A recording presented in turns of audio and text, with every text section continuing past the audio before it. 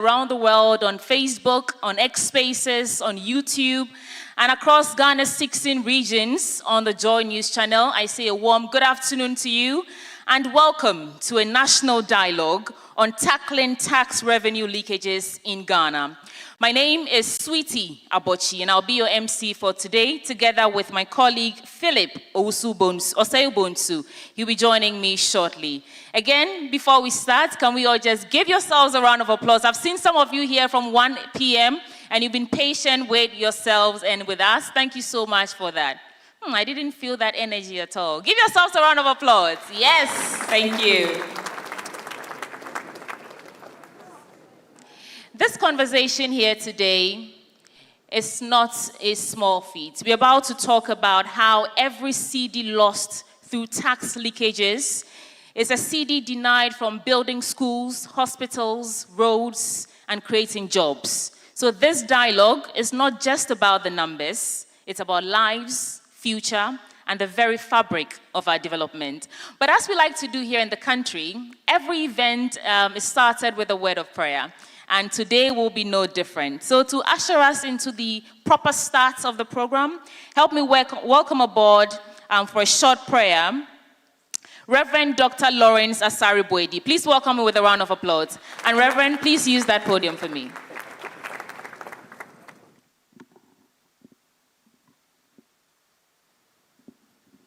Shall we please rise in all humility as we open this program with a prayer? Please join me as we pray. Almighty, everlasting Father, we are indeed grateful to your holy name for the gift of life. We also want to thank you for the opportunity to gather here. Father, it is our prayer that your presence would encamp around us this afternoon and take total control of everything that would happen here. We pray that you will bless us and let your peace that surpasses all understanding overshadow this place. Father, we commit the speakers before you. We ask that you would help them to demonstrate deeper understanding and knowledge. Just as your word says that your people perish for lack of knowledge, we ask that we would, through this program, learn and unlearn the bad things, O God, and relearn the good things, so that all of us as individuals will be positioned to contribute significantly and positively to the growth and sustainability of our nation, Ghana. We thank you, O God, for this successful program. In the name of your Son, Jesus, I have prayed. Amen. Amen. Thank you so much, Reverend Dr. Lawrence Asari Buadi. I'm sorry I have to do this to you, but I may ask you to please stand again. You know, when we sing anthems, it's a reminder of our patriotism, solidarity, and united purpose. So we're about to sing the national anthem. I see some esteemed guests smiling at me. I see you. And the choir will help us and lead us to sing the national anthem first, and then we'll get the UPSA anthem as well. I mean, it's only right because we are here in your home. So if you're ready, the national anthem.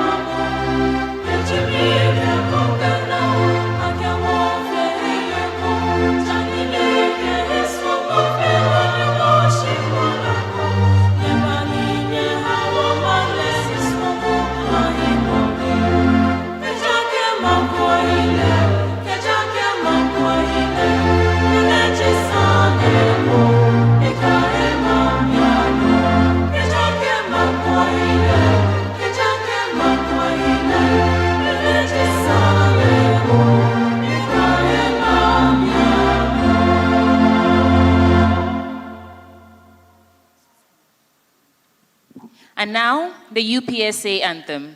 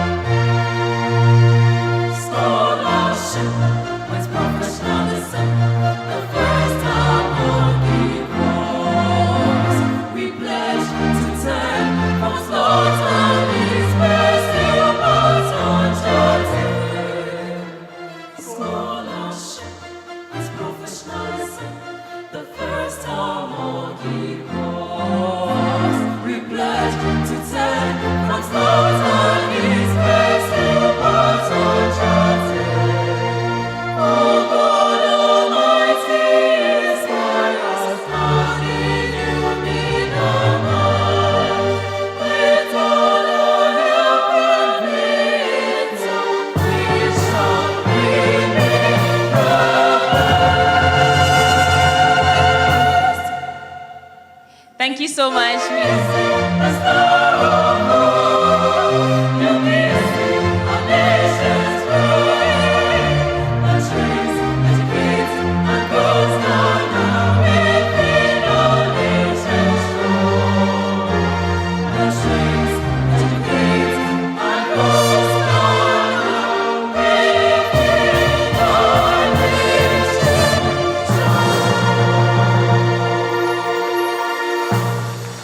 Now I guess I can thank the UPSA choir and ask you to please resume your seats.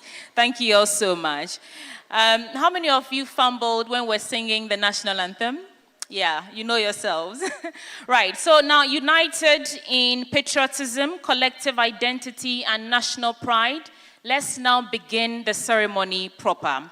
And we know that we're gathered here to have a national dialogue.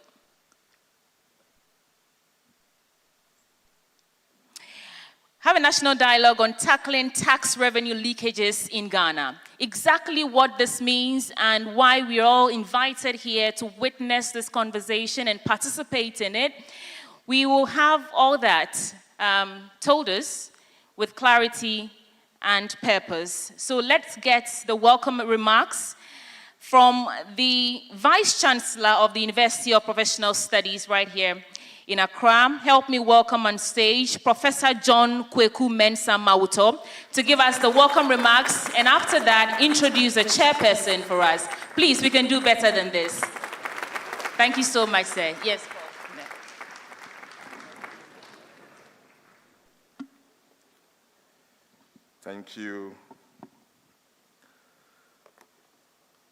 The Pro Vice Chancellor, Registrar, Deans, Directors, Your Royal Majesty, King Takitevia True II, the Government Chair, the Chairman for this occasion,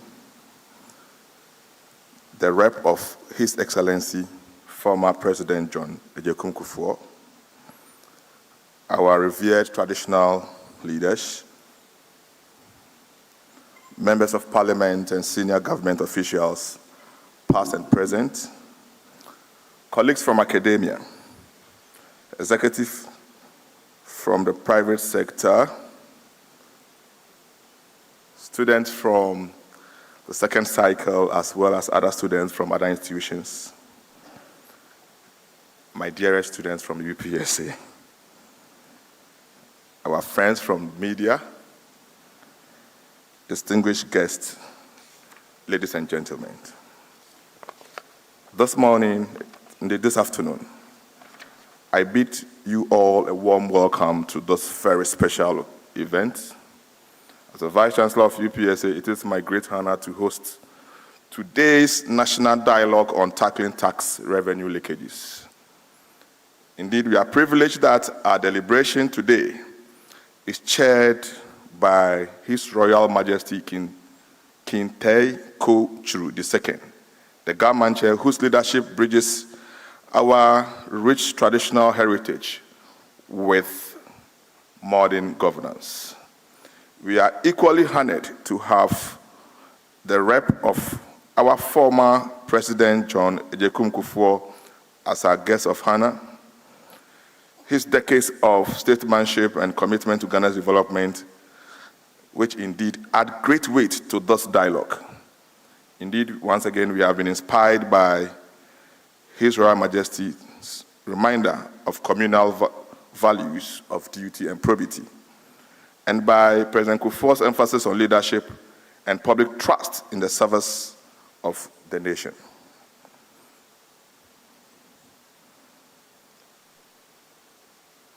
Chairman, today's dialogue is of paramount importance for tax revenue, which underpins infrastructural development and security. The last time I checked, Ghana's tax to GDP ratio remains strikingly low, only about 14%, placing us well below the sub-Saharan African average. The gap means we must compensate by borrowing or cutting vital spending. Equally, alarming studies show that our economy is bleeding from leakages, worth roughly $5 billion every year.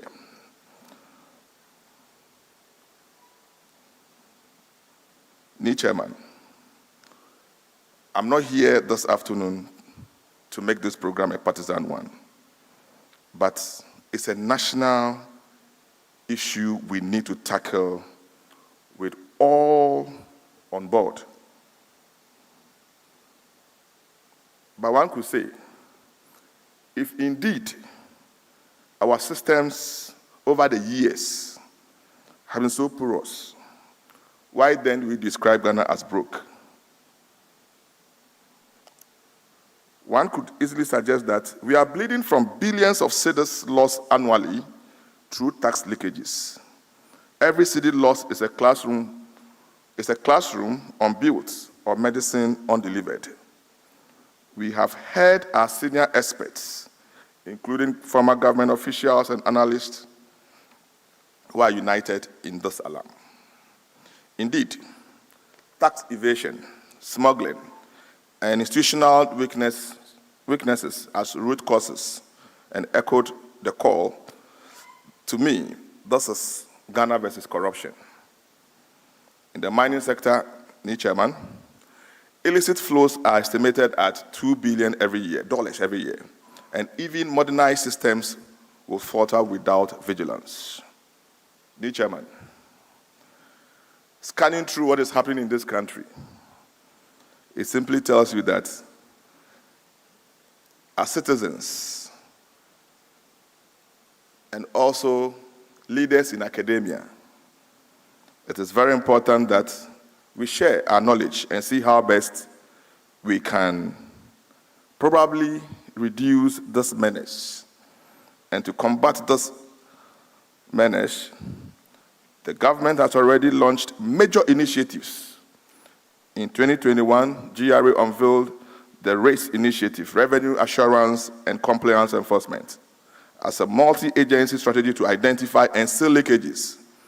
The RACE aims to strengthen collections from hidden taxpayers and also address the system where our records moving from a Ghana with tax GDP of 14% toward African norm of about 18%.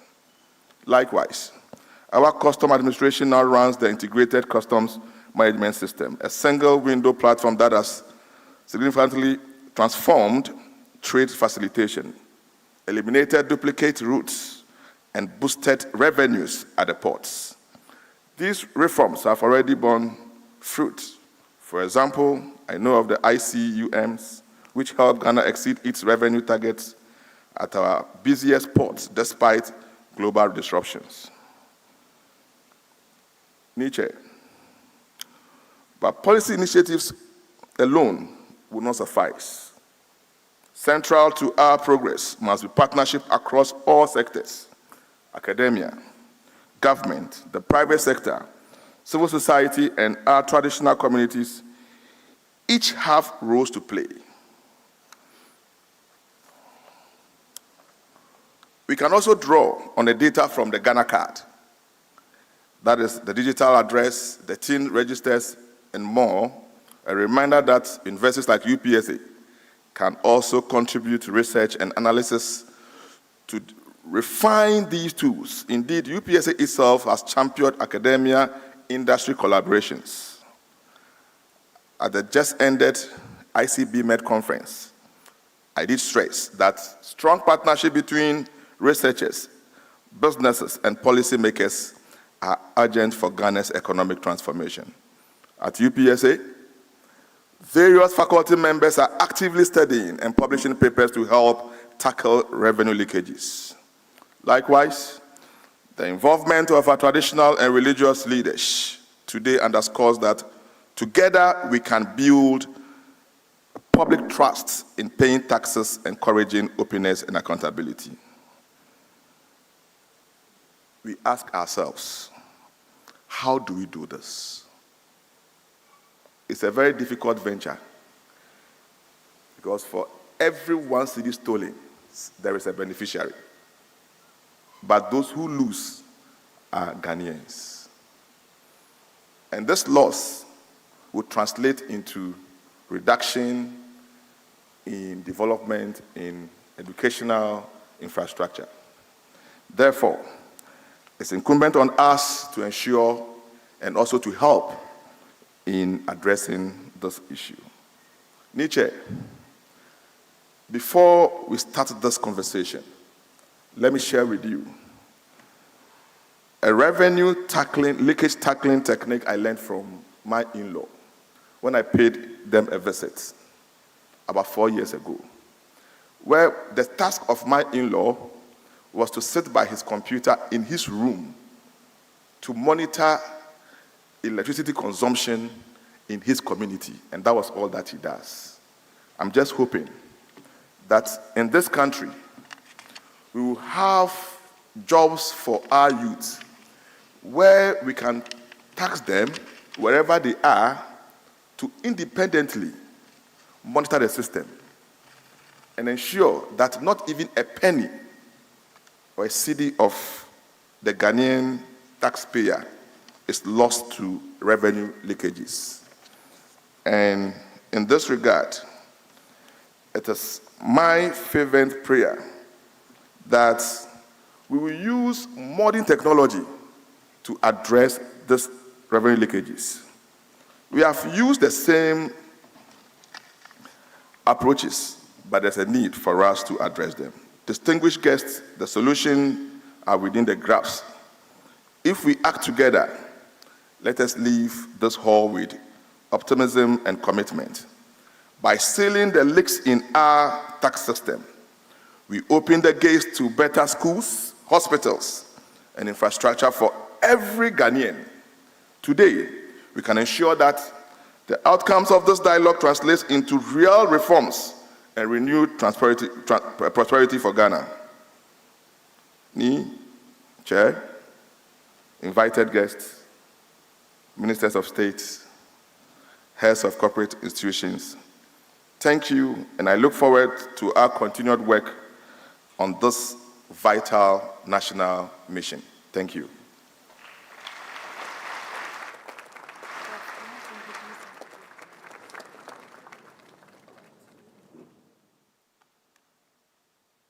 I have been given additional task by the MC.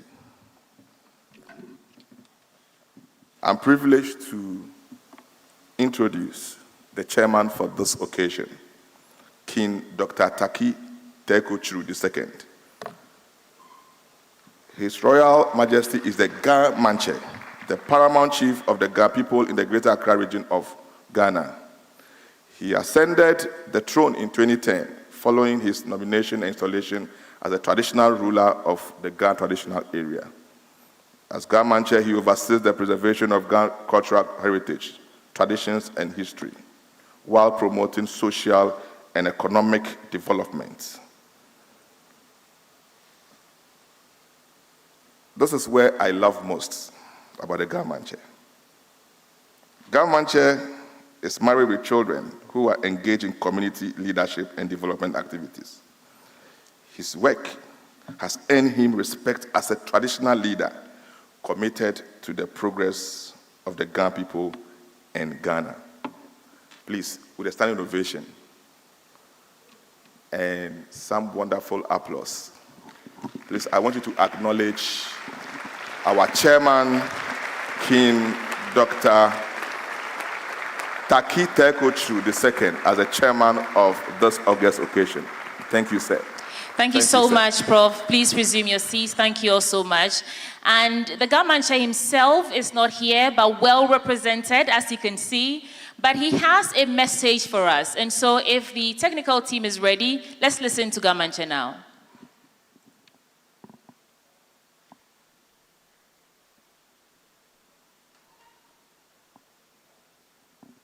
Well, I'm sure we'll bring that to you later in the course of the program. But let's move on now. And we will have to get an acceptance speech from the Ga Manche. And his representatives here will be able to do that for us. Shall we welcome aboard the rep for the Ga Manche? Please, with a round of applause.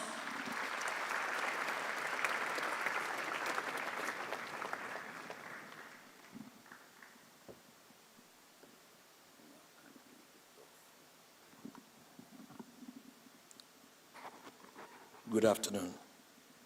Good afternoon. Nime, Name, school B, institutions. Ni afọ ni ne fen kete mi keba biene mi anyomanye. I was thinking when the Vice Chancellor was talking, he should have mentioned the market women because they matter a lot. Taxes, they matter a lot. They should have been here. Because I just left East Legon about sharing the same taxation issue. And I was thinking they should have been here because they can go back into the system and educate them more when you pay taxes, the effect of the taxes. But let's go on. I'm reading this speech on behalf of His Royal Majesty King Tagita Ekochulu, who is the Ghana Manche and the President of the Ghana Traditional Council. Unfortunately, he should have been here, but with other assignments, I step in to fill his shoes. I'm near Henenunu III, the Abola Manche, and the advisor to the Ghana Manche. Esteemed Vice Chancellor, Pro-Vice Chancellors, Minister of State, our former Finance Minister,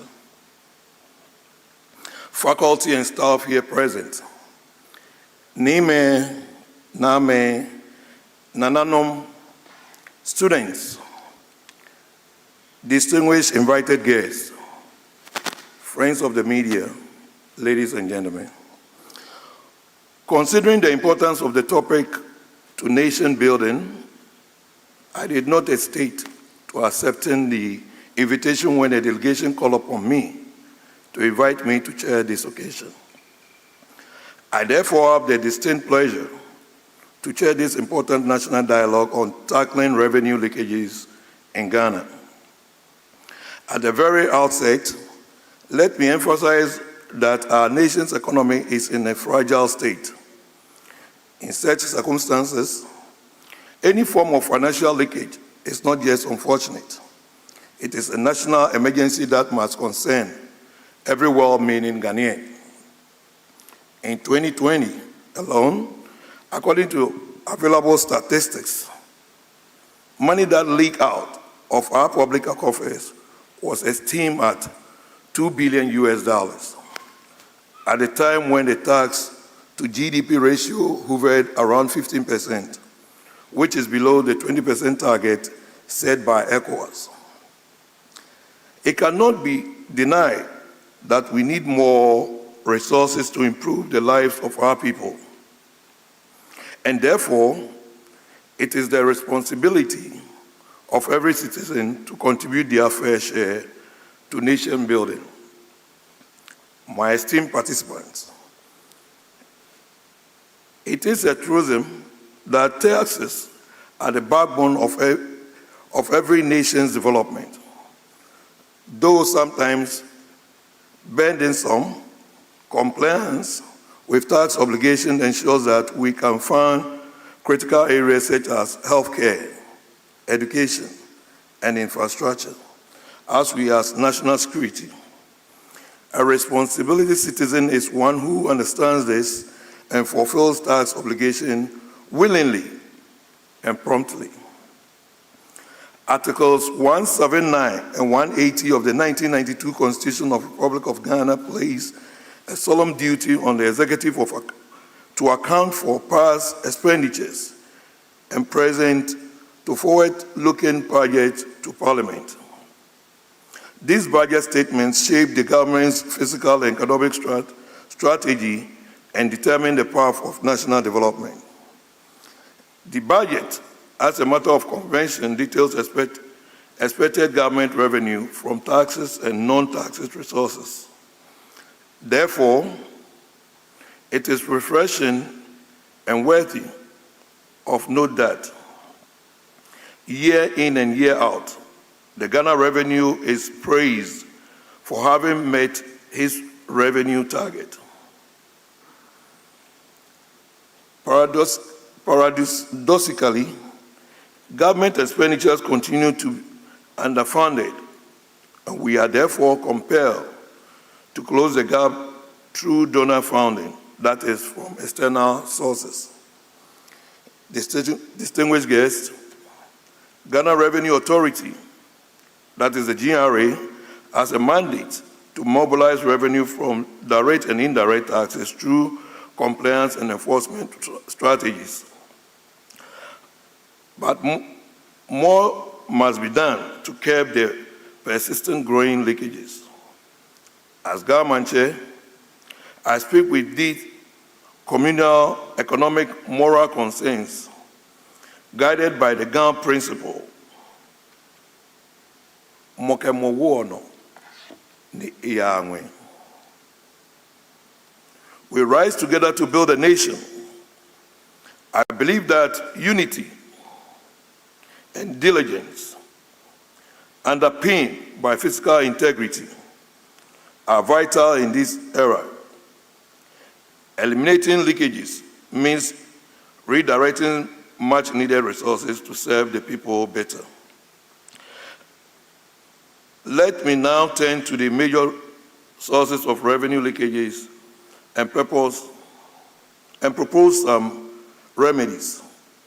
Distinguished guests, paying taxes to state is important for several key reasons, including the following: funding public services, which is taxes finance essential services such as healthcare, education, housing, communications, transportation, public safety, police security and fire service, electricity and infrastructure, among others.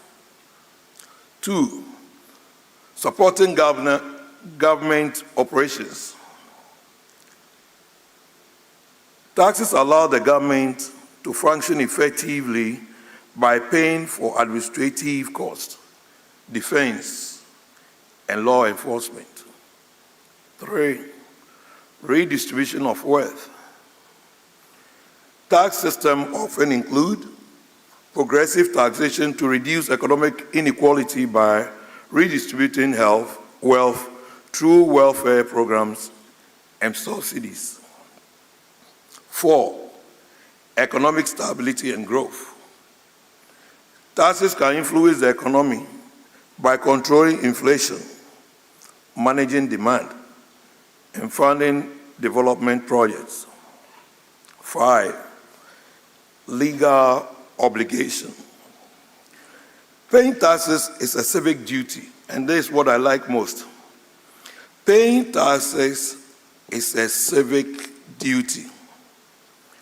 Art 41J of the 1992 Constitution imposes a duty on every citizen to declare his income honestly to the appropriate and lawful agencies and to satisfy all tax obligation.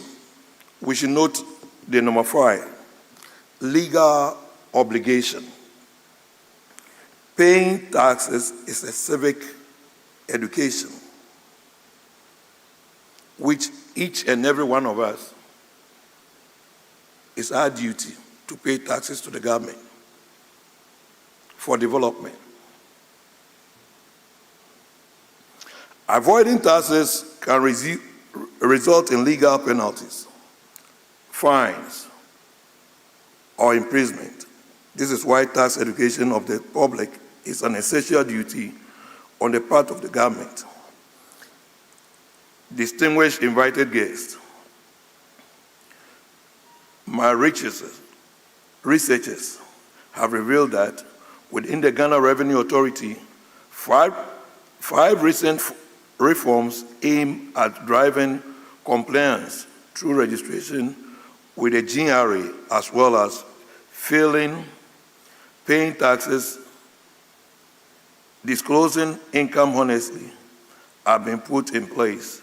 These are online filing, online payment, e-tax clearance certificate, integrated customs management system, which leverages on technology and increasing revenue, introducing of ICUMS to facilitate efficient classification, valuation, and clearance as a trade facilitation tool. Distinguished invited guests, while we have thought that above intervention should support the rake in an appreciable level of revenue, but sadly, that is not the case. It is therefore imperative to focus on the reasons of the severe bleeding of our economy through leakages, after which I will attempt to proffer suggestions to ameliorate the situation. I will dwell on the following four sources of severe revenue leakages, namely tax evasion, 2, money laundering, 3, illicit financial flows, and lastly, corruption. Tax evasion. The value-added tax was introduced to promote tax revenue collection with ease as it relates to consumption.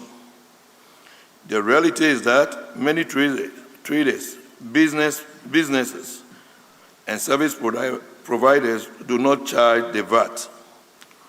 One is often confronted with, do you want VAT invoice? If yes, one is told, you will pay higher.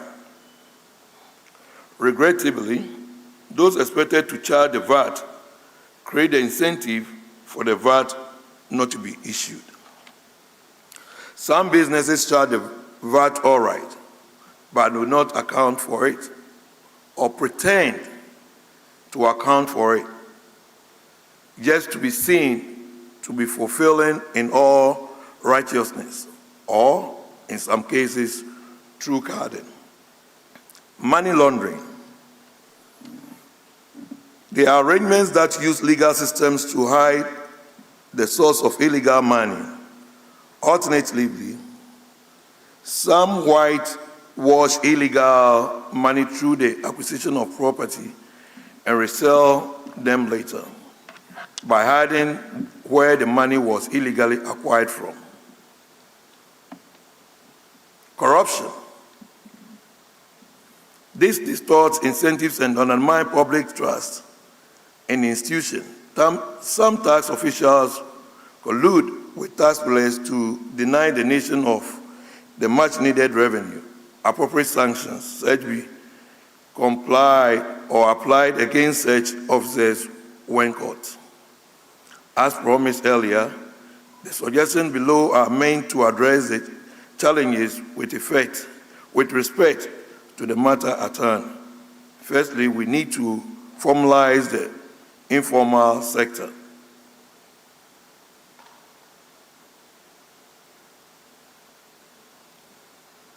The formal sector. It can not be gained that the informal sector continues to enjoy perpetual tax holidays. The GRA should help the informal sector from associations to enable them, the traders, pay taxes through the association. I'm not obvious of the use of the Ghanaian card or Ghana card number as a tax identification number, the TIN, in order to identify tax payers so as to widen the tax net and improve revenue mobilization.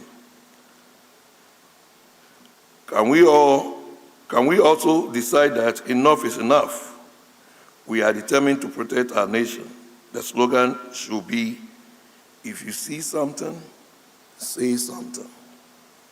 In conclusion, we have here in this room experts and adequate professionals who can add to my proposals or fine-tune them to plug all loopholes. that facilitates revenue losses to the state. I have barely stretched the surface of the problem and will now resume my seat and listen to the experts. As Government Chair, I reaffirm that traditional authorities are committed to promoting civic duty, integrity, grassroots education, and accountability in our communities. I therefore invite all who are represented here to partner with us to form a formidable alliance to move our country forward.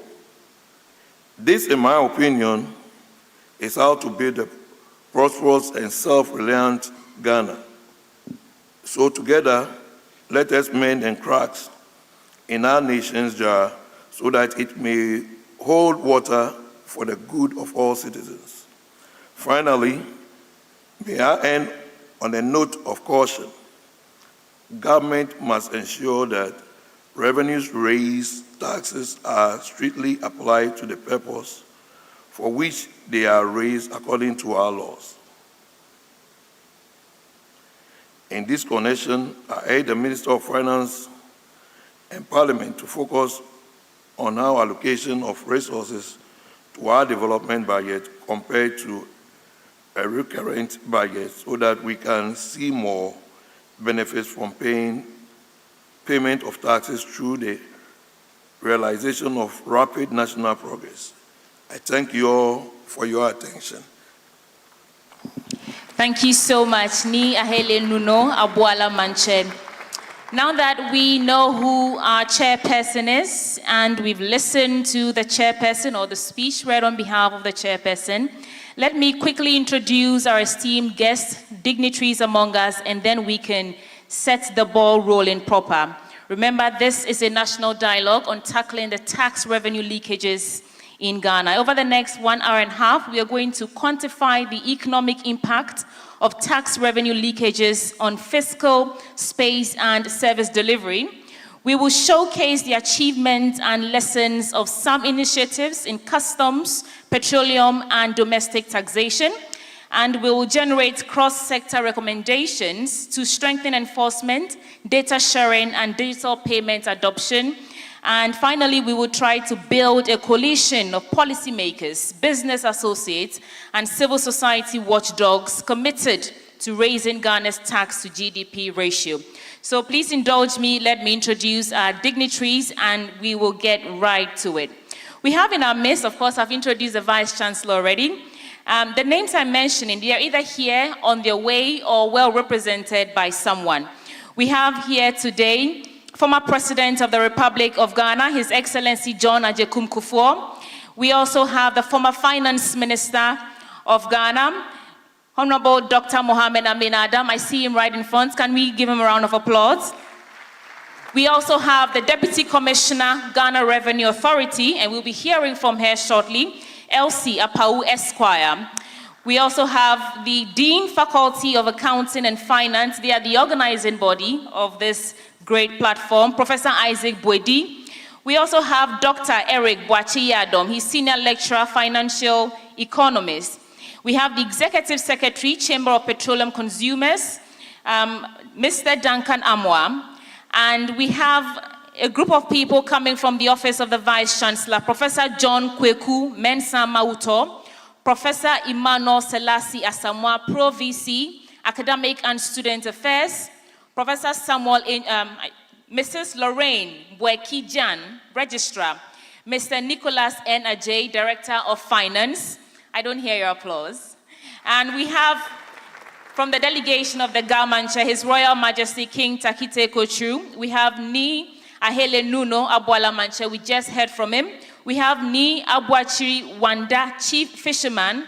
Ni Mate Kole III, Manye Abba Ashawa, Manye Abekam. Ni Jasi Adeshi Akrong IV, Ochiami Afla, Okolamte Umbrella, Ni Makata, Gan State Asafwache, Ambassador Sir S.J.K. Parker Alote, Chief PF Protocol and Communications of the Gamanche. We also have a list of representatives from the Mempasem, Ni Togbo Obodai Ampao, the sixth, Mempiase Manche. Please, if you are here, wave, right, a round of applause for him. Asafwache Ni Ampao the third, Ni Ajasai Wulu, Ni Ochame Abe, XWO Badu, Aja Ampao Champion, Awan Kai Asoyi, Ni Toto Soja, Deborah Amon, and Ashley Toshi. And we also have His Royal Majesty Dasibre Ofosukwabi, Ayebiashe, King of Odiaman. Where is he? A round of applause for him. Thank you so much for joining us. And we have Reverend Dr. Stephen Wenham. We have Honorable Francis Javier Sosu. We have Professor Kwame Jan Esquire, Professor Abdullah Ali Nakia, Dr. Richard K. Boso, Gilbert Sirenchi Ado, Mr. Duncan Amwan, and others. In the course of the program, I will be introducing them more as they come in. So it's time now to hear from the former President of the Republic of Ghana, His Excellency John Agyekum Kufuor. He is our eminent guest, and he's been represented by Dr. Kwabena Bonfe Jr., Dr. James Kwabena Bonfe Jr., who will read a speech on behalf of the former President of Ghana. Let's welcome him with a round of applause.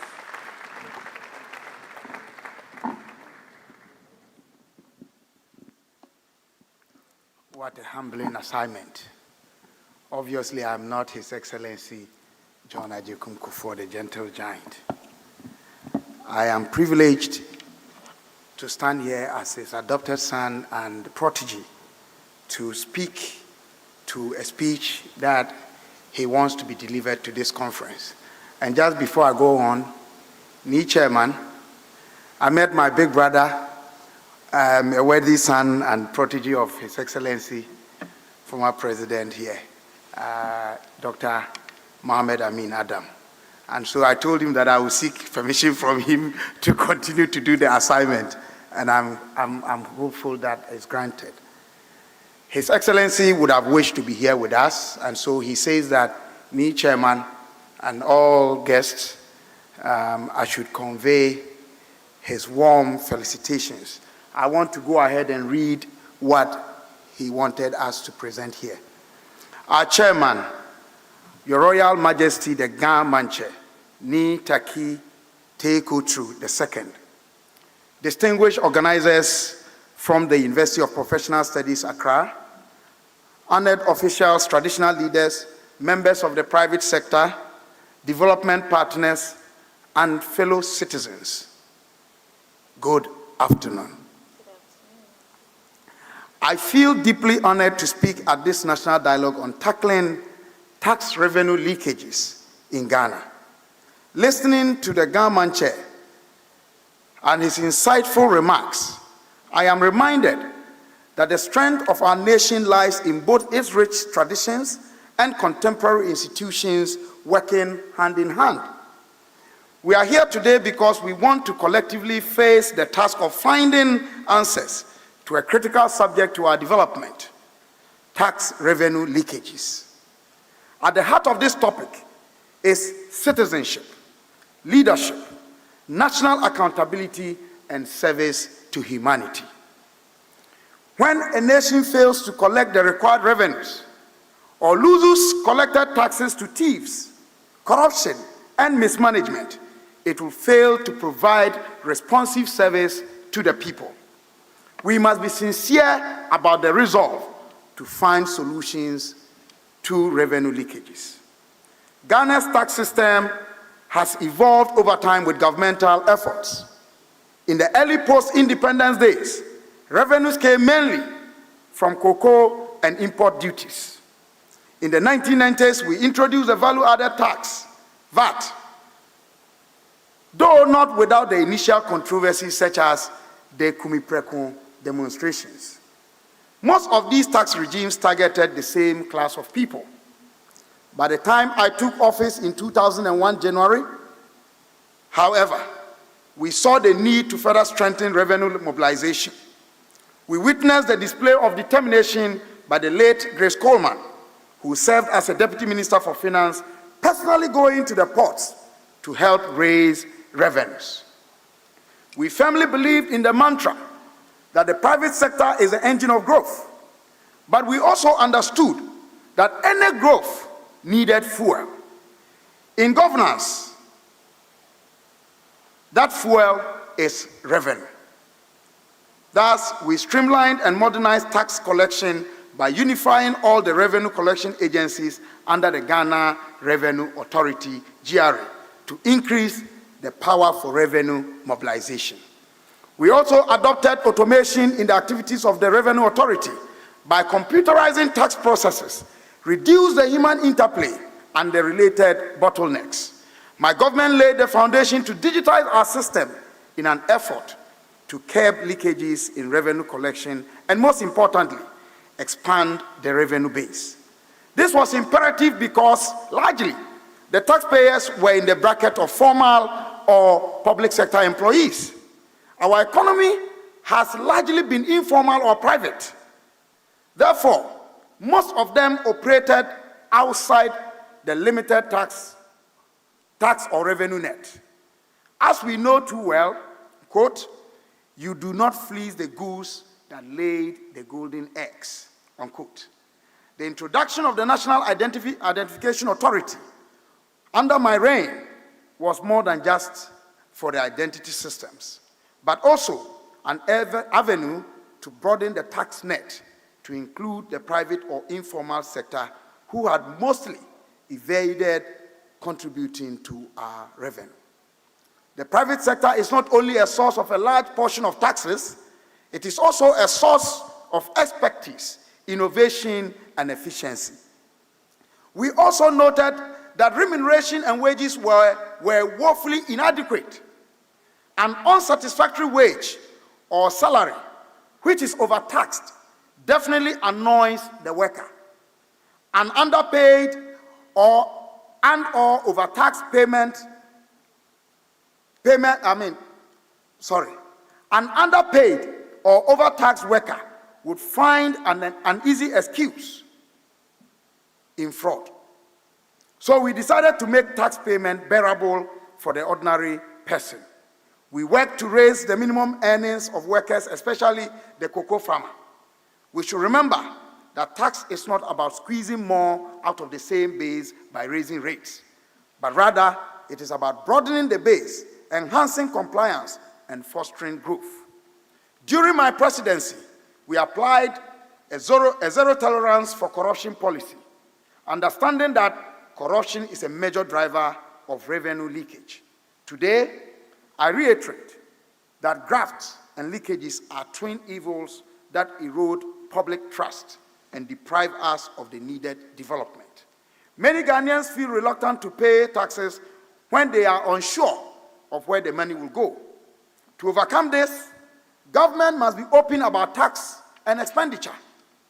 Publish the figures, report on projects, celebrate successes, and admit shortcomings where there are any. Trust, once established, creates a virtuous cycle. Compliance is improved, revenue increases, and leakages will naturally decline. Some surveys have found that Ghanaians may be willing to pay more taxes for national development with greater transparency and accountability. In the 21st century, our greatest ally in combating revenue leakage is technology backed by honest personnel. We live in a digital age where data is key and processes can be automated to reduce human error and temptation. Technology represents what we need in minimizing manual interventions. It seals off many of the loopholes that leak revenue.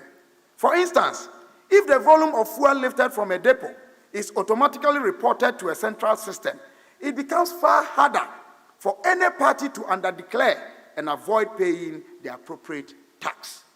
Our history shows that when we combine political will, public trust, and practically informed solutions, we can achieve great strides. It is time to summon these very elements needed to tackle gaps in our revenue collection again. We can pay taxes through secure online platforms where inconsistencies or suspicious transactions are flagged in real time. That future is within reach, and I urge the government to invest in these digital infrastructure and capacity building for our revenue agencies. Ladies and gentlemen, addressing leakages is not a one-time event, but an ongoing process.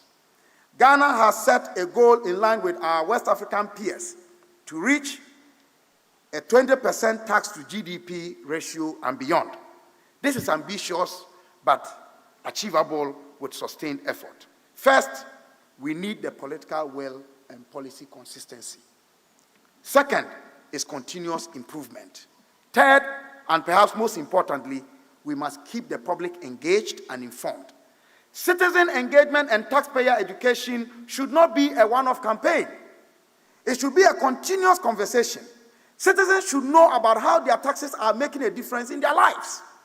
A growing economy with thriving businesses and gainfully employed citizens will naturally lead to more revenue. Therefore, even as we crack down on leakages, we must continue to pursue policies that stimulate economic growth and diversification. As a country, we must be deliberate about creating wealth and wealthy individuals through a commitment to creativity, innovation, and integrity, as well as hard work. New Chairman, distinguished ladies and gentlemen, the task of eliminating tax revenue leakages and improving revenue collection is a formidable one. But it is essential for the future we want. A Ghana that is self-sufficient is the only guarantee to safeguarding our sovereignty. We have the knowledge, the tools, and the people necessary to succeed. Today's forum is proof that across Ghana's society, there is a will to change. Our traditional leaders are committed, our institutions are gearing up with new ideas, our private sector is ready to collaborate, and our citizens are awakened to the need to pay and protect taxes. Let us each live here as an ambassador to plug revenue leakages without fear or favor. Whether as a professional, politician, or business owner pledging honest tax declarations, or a citizen who will hold leaders accountable, we all have a role to play. Together, we can significantly increase our tax to GDP ratio, not by burdening the few, but by empowering and encouraging all to contribute and ensure that contributions are protected and wisely used. Ghana will become the prosperous and inclusive society we envision. I thank the organizers for spearheading this conversation. May the insights we are going to gain and have gained already guide concrete actions in the months and years ahead. The fight against tax leakages is a fight for Ghana's soul and future. Together, it is a fight we must win. Thank you for your attention. God bless you and bless our homeland, Ghana. Thank you so much, Dr. James Kwabena Bonfe Jr. A gentle reminder that we are broadcasting live on the Joy News channel across all 16 regions of the country and on Metro TV. Now, I want us to steer this event a little bit. You know, when you're putting soluble matter into water or in any sort of liquid, it just sits there until you dissolve, you stir it up a little before it dissolves properly. It's been nearly an hour we've been pouring into you, and we want whatever we are pouring into you to really dissolve. So please, indulge me and let's get some entertainment, I like to call it. If we have Seprewa here with us, he is a composer and he's about to serenade you and make sure that you're ready for the next phase of the conversations and the messages coming in. Please, let's welcome Seprewa with a round of applause. We can't wait to experience you.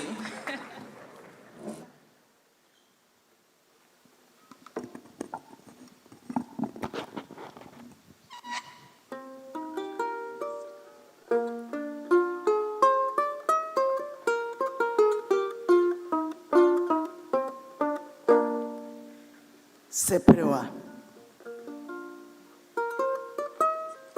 Obi bu sasa na de anyi. Seprewa aye akamfo ade ayedidi agro. Seprewa is made up of 3 Akan words. Se literally means speak. Pre, touch, wa, small. So this small instrument speaks when it is touched. Was discovered around 1600. This is the soul of our Ghanaian high life music that we are enjoying today. 1964, my grandfather had a dream and rediscovered it. Taught me how to play. Until maybe before flow. Yeah, can leakages, yeah, instruments and also leakages are back one in Ira. So yeah, Cassina was here show.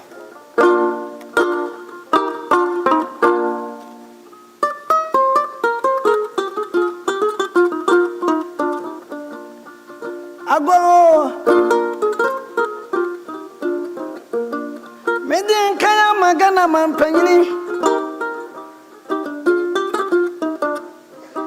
Chong na je kumkufuo mampanyini dada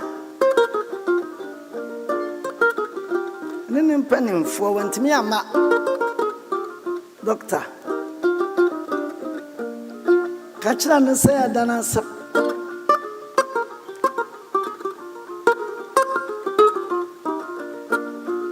Afe kurowura ayaga mancha odi agromo mana ntimi amma momfa yanchi amano akunno ni anintina moshiam ni nanano matra nkonwa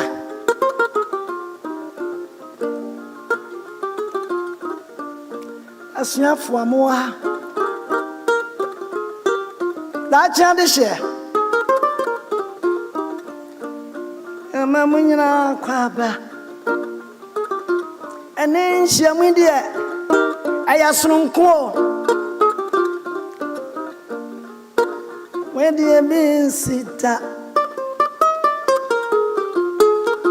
Mamma Penny for Quaba, dear. Mamma, dear, yeah, and I see you.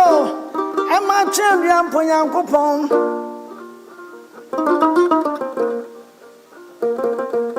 Tumfinya kupon obrempon mo boss ni asase mada wase o aja asafu yo ho ba dia wo mada wase e kasa wo otwende amponyame wonyame na si ahene one na nwene ripa oni party asema no ampa otwende amponyame yete asema no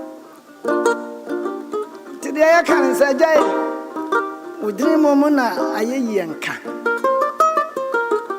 afei Adi Asempa Shamano a toa a hunyini na Tokurana say a bombi down.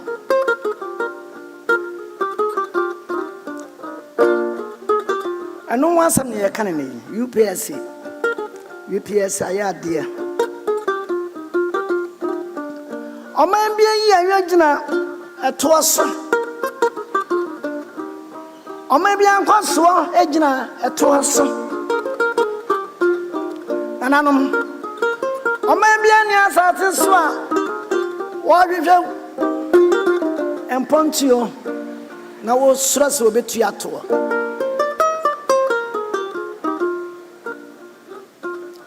Ya Timmy. I can't hear Fatasa or maybe a year. When you made the Achayan qua, you were couldn't only an intini. I had to one hour, man. And so, young Coswata pay. None way. You are quite a Asempa. When Uncle Pontin woman in Ancha Mangana,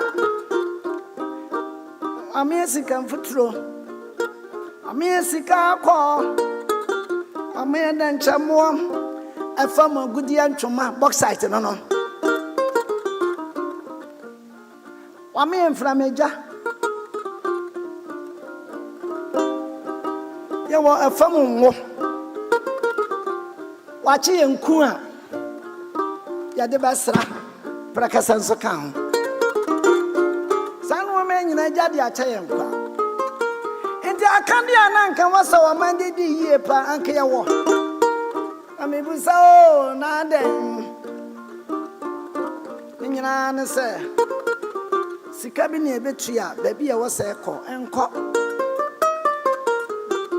enti ana ama o man Ghana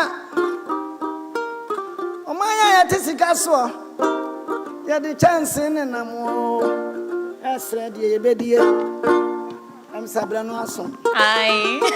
Round of applause for Seprewa. Enti wo ba ma me sima ba ko pe na me mfanwie wate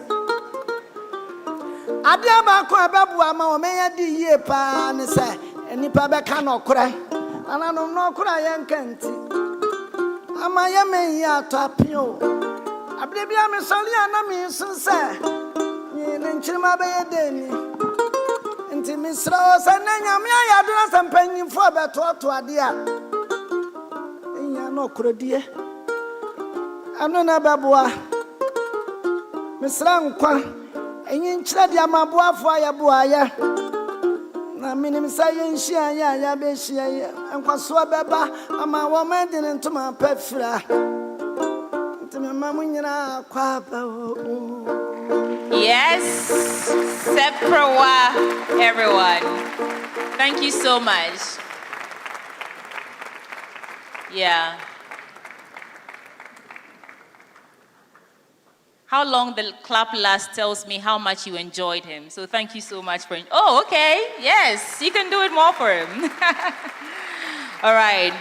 So let me quickly also acknowledge the presence of Dr. Pogre Bachiadam. I think he's left us. We also have students from WAS, Presec, Kwabenya, Preset. I think it's Preset Paysetters Academy, Fafraha, UPSA students, and all UPSA staff. You are duly acknowledged. A round of applause for yourselves. We also have Sheikh Rashid Odoi Achim, La Chief Imam, representing the Chief Imam. Please wave at us. Thank you so much for gracing this august occasion. Right, let's move on now. It's time for us to listen to the former Finance Minister, Honorable Dr. Mohammed Amin Adam. He's our special guest, and he has this is your time, sir, to give us your address. Let's welcome him with a round of applause.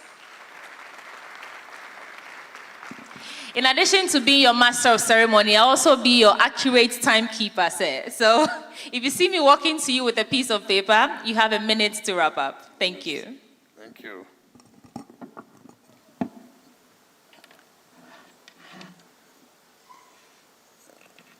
I saw my professor walk in. Welcome, Prof. Thank you for the opportunity to address this crucial national dialogue on tackling tax revenue leakage. I would like to extend my gratitude to the Vice Chancellor of UPSA, Prof. John, and the organizers of this event for bringing together the finest brains in our country from academia, government, and industry. Let me especially acknowledge the chairman for the National Dialogue on Taxation, His Royal Majesty King Dr. Taki Teku Chu II. My father, former President of the Republic, His Excellency John Adekum Kufuor.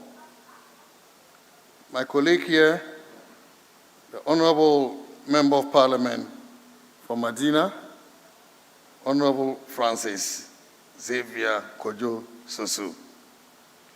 Nananum, distinguished invited guests, lecturers, and of course, my senior brother is hiding there, Ali, and all the other experts that have been invited to participate in this great dialogue. I thank you all for your commitment to our country and for the various roles you are playing to ensure that our country is transformed for the benefit of our people. Let me begin with a fundamental truth. The path to Ghana's economic independence runs directly through effective tax administration. Our failure to achieve optimal levels of tax revenues has meant that we have compromised our determination to put our country on the path of sustainable economic growth and development. A simple review of our tax institutional environment will reveal high expectations of the greater revenues we should be generating. For example, our country has seen too many tax reforms. We've implemented too many tax handles. Our tax authority, Ghana Revenue Authority, GRA, has deployed the highest number of software products in Ghana for tax purposes. The last count, 20 software products. And GRA, as we know, is one of the biggest state institutions by employment. Notwithstanding all this, our tax system exhibits evidence of low tax elasticity. This means that tax revenue generated has not been as significantly sensitive to changes in economic activity or tax reforms, because we expected to get more following all these interventions that we have made as a country. We are therefore not near our median potential in tax revenue, and this is demonstrated by available data. Ghana's tax to GDP ratio stands around 14%, specifically I think about 13.8%. And tax to non-oil GDP stands at 17%. When I was exiting as finance minister, I thought we had taken it to about 17% in tax to GDP ratio. But once the GDP data was revised, it brought us back to around 14%, which means that there is potential and we can do better given the size of GDP that we have today. Ladies and gentlemen, while this represents some improvement, it still falls below the sub-Saharan African average of 16% and far below the OECD average of 34%. A VAT gap analysis conducted by GRA in 2022 also found an estimated gap of 61%, meaning that the actual VAT revenue collected in Ghana is only 39% of its potential. Similarly, for corporate income tax, the gap is estimated at a staggering 81.5% on a representative sample used in 2013. These figures demonstrate that our challenges as a country are not a shortage of tax instruments or tax reforms, but rather their effective administration and implementation. But the effects of not realizing our tax potential are staggering. They represent the much needed schools that are not built, the hospitals that are not equipped, and the roads that are not paved. In fact, our development financing needs continue to grow as the infrastructure deficit remains very high at 15 billion United States dollars for the next 10 years. This gives you an average of $1.5 billion a year. Unstable power supply, which has resulted in efficiency cost of $1.1 billion to the economy, and a housing deficit of 2 million units, just to mention a few. While we struggle with domestic resource mobilization, the global landscape of development financing is also fast transforming before our very eyes. For example, the OECD reports that international aid fell by 7.1% in real terms in 2024 compared with 2023. And this was driven by reduced contributions to international organizations and decreased humanitarian aid. About one-half of external inflows in 2024 to sub-Saharan Africa came from official development assistance, of which nearly one quarter came from the United States of America, and same from Europe. The future of ODA flows is uncertain, as the US is reviewing its entire foreign assistance program. Several large EU donors have also indicated plans to reduce official assistance as they try to create fiscal room to increase security and defense spending, following the new strategy of the US to withdraw security guarantees. USAID provides Ghana approximately $150 million annually, supporting critical sectors in health, economic growth, agriculture, education, and governance. Yet, this support faces elimination under recent executive orders by the Trump administration. The United Kingdom, which has contributed approximately £2.8 billion sterling in bilateral aid to Ghana over the past 2 decades, is also reprioritizing its overseas aid, shifting resources to poorer and more fragile countries. This has already resulted in significant reductions in bilateral aid programming in social sectors, with education and health seeing the most significant cuts. Moreover, ladies and gentlemen, we operate within an environment where approximately $88.6 billion leaves the African continent through illicit financial flows. Altogether, the developed world is becoming increasingly protective. As the global north turns inward, we, the global south, particularly in Ghana, must tend towards prioritizing domestic efforts at mobilizing resources and prudently managing these resources for the betterment of our people.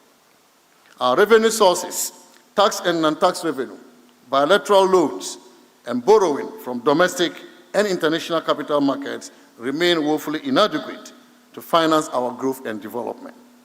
Particularly, as we exit the club of debt distressed countries, through our successful debt restructuring, which resulted in almost $11 billion of savings through debt relief, our constraints in international credit markets will continue to restrain international debt financing as a sustainable source of development financing. The stark reality is that our current profile and size of domestic tax revenue alone cannot even finance our recurrent expenditure. Against this compelling reality, ladies and gentlemen, we must do more to raise more domestic revenue to support our development aspirations. We can do this by challenging our conventional wisdom and preconceptions about taxes generally. We play too much with taxes, and this is the bane of our retrogression as a country. Ladies and gentlemen, this reality must therefore be embraced by all Ghanaians. Fact is, in a democracy such as ours, taxation promotes accountability. It is therefore everybody's business. While we are therefore confronted with tax revenue leakages, must be a blot on our national conscience, as many of these leakages are perpetrated by some of our citizens in collaboration with foreign partners. When discussing ways to increase tax revenue, I believe 3 pathways emerge: increasing the rates of existing taxes, introducing new taxes, and enforcing tax compliance.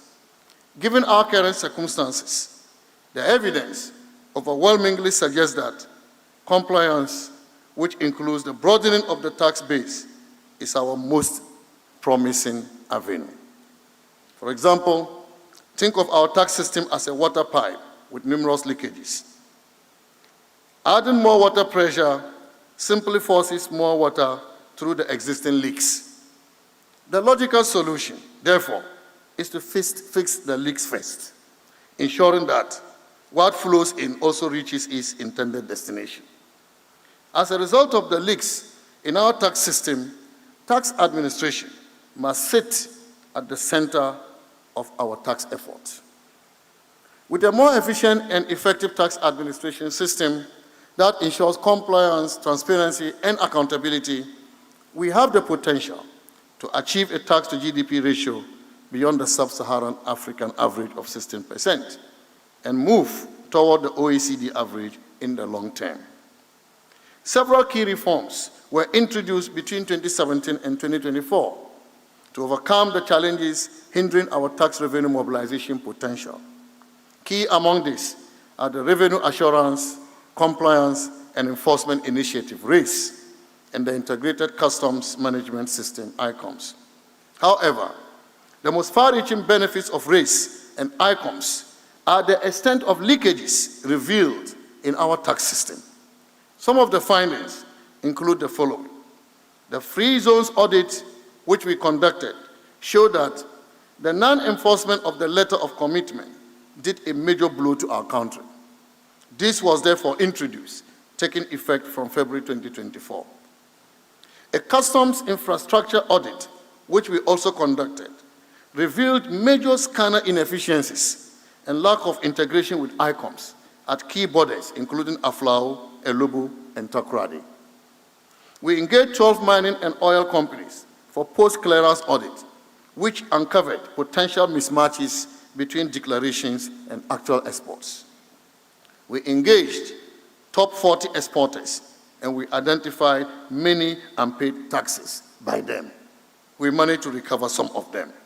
And so to address some of these challenges, we further streamlined customs processes as well as data management and enabled cross-border risk profiling. We recently, ladies and gentlemen, also implemented some other measures initiated at the Ministry of Finance to address tax revenue leakages.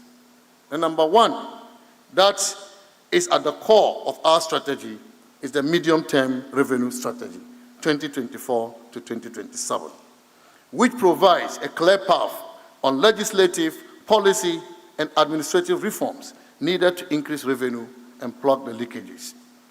The MTRS, as we call it, is effectively a roadmap for the transformation of the tax architecture. We also launched a comprehensive digitalization drive to streamline tax administration and reduce the heavy dependence on human interventions that create opportunities for leakage. This is what we call faceless tax system. When we remove the human element from routine tax processes, we minimize corruption and maximize compliance. The personal identification numbers of all Ghanaian citizens who have registered for the Ghana card, now integrated with the tax system, has also made it easier, far easier indeed, for tax authorities to identify all eligible taxpayers. We invested in building the capacity of GRA officers to effectively engage with multinational companies. These companies employ sophisticated tax consultants to minimize their tax liabilities. We designed a strategic communication plan that prioritizes sustained civic education across the country to build tax-compliant citizens. A cornerstone of our reform measures was also the rollout of the electronic VAT, the EVAT scheme, which enables the government to gather real-time data on taxpayers, particularly institutional ones, for the first time in the history of GRA. Even though, ladies and gentlemen, these reforms are expected to have far-reaching impact, there are still major challenges to be addressed, particularly in tax administration, tax scoping and design, as well as revenue maximization. Ladies and gentlemen, I would like at this stage to make some key observations which will likely affect tax administration and tax revenue maximization going forward. Number one, high-income sectors like the extractive industries offer boundless opportunities to mobilize tax revenue. It was Otto and his colleagues in 2006 who said, and I quote, "In matters of mining taxation, governments rarely believe that companies pay too much tax. Companies rarely believe that they pay too little tax. And citizens rarely believe that they actually see tangible benefits from the taxes that are paid," unquote. And so this tells you mining taxation is a complex arena, and we therefore need to find ways to tackle these problems associated with the mining sector. But what is clear to me, ladies and gentlemen, is that the current approach to taxing this sector in Africa, including Ghana, creates uncertainty, which could dampen investments in the sector overall.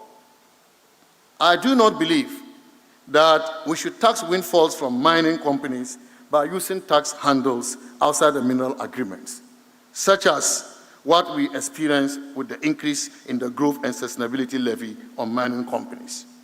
I propose instead a comprehensive fiscal regime with windfall tax features, such as resource rent taxes, to be the basis for legislative review and renegotiation of mineral agreements. This way, mining companies will incorporate these fiscal elements into their project assumption, thereby minimizing risk to investment. Number 2, illicit financial outflows continue to be a major drain on our revenue potential. Yet, national legislation is inadequate to address this canker. Aside from strengthening legislation, we must critically examine issues such as debt loading, cost inflation, and cost recovery techniques, which are used to understate tax revenues.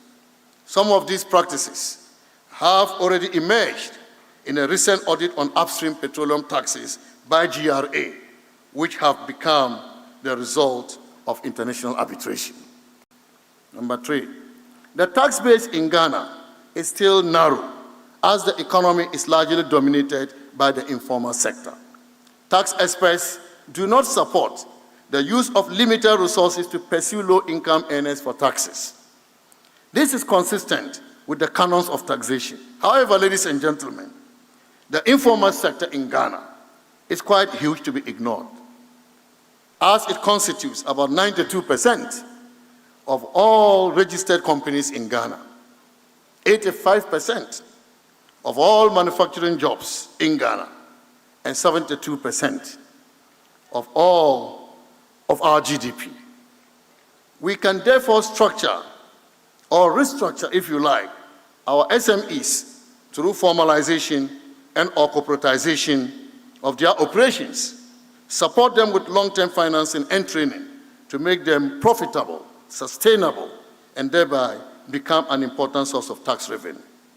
Next one, tax policy and administration is an important factor in determining the size of tax collection. The main policy instruments here, such as compliance, enforcement, reliefs, and exemptions, have undermined our tax system for long as we continue to grapple with suboptimal level of policy combination that does not effectively assure revenue maximization. I'll give you an example. The Ministry of Finance in October 2024 published a report which shows that many businesses below the VAT registration threshold choose to register for VAT. But the survey data also suggests that there are many businesses above the threshold that should register, but who do not. They don't register for VAT at all, and they are getting away free. And this is why you have a gap of 61%. Ladies and gentlemen, a significant share of registered taxpayers also fail to file their tax returns or file a null return with zero sales and purchases. This is one reason why improvements in both voluntary compliance and enforcement are an important part of Ghana's medium-term revenue strategy. Next one. Tax instruments are either introduced or abolished without careful consideration of their impact on revenue.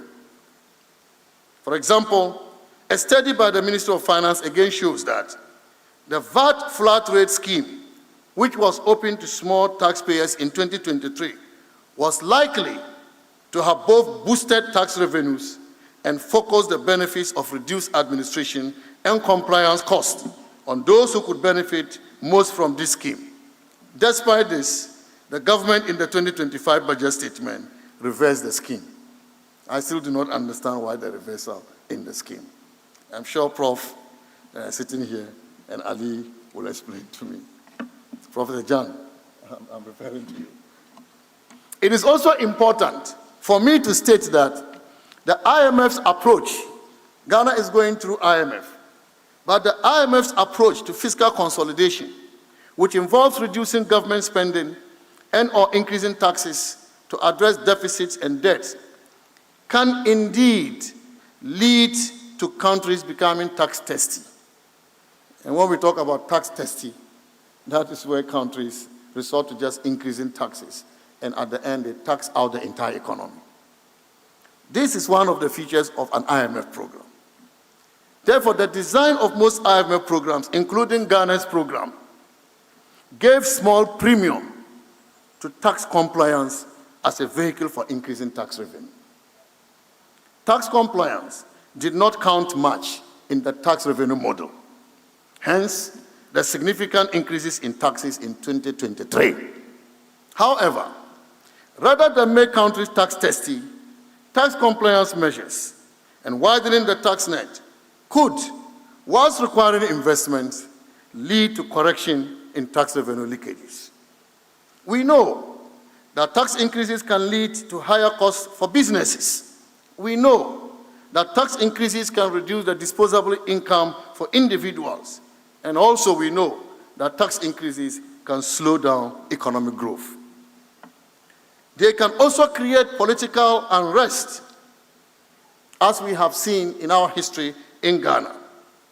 Our government, the previous MPP government, had to suffer from the increased taxes and introduction of new ones in 2023.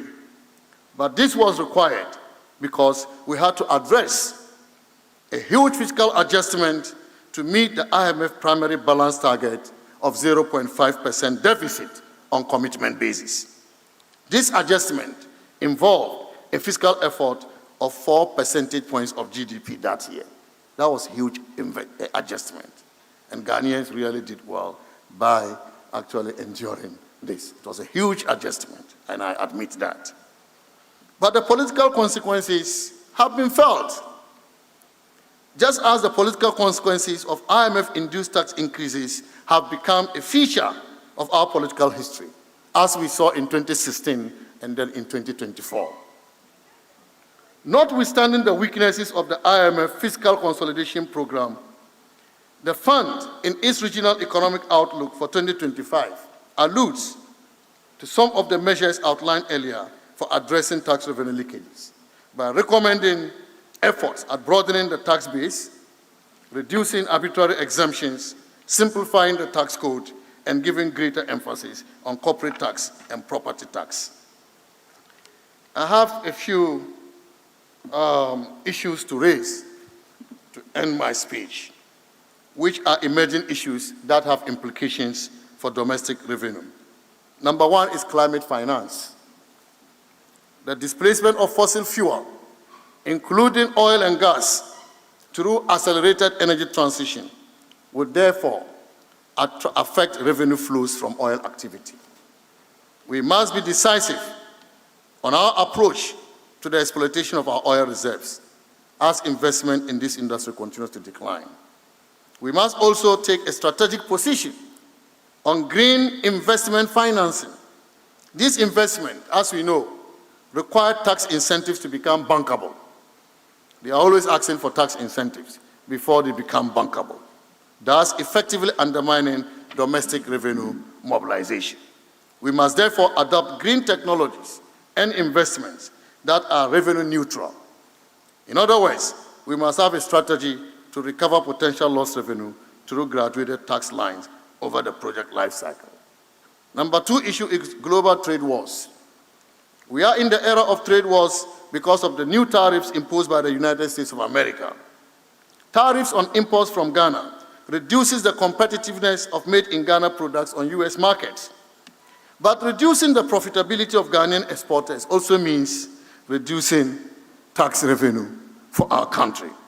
Some countries, like China and Canada, have also imposed reciprocal tariffs on the United States of America.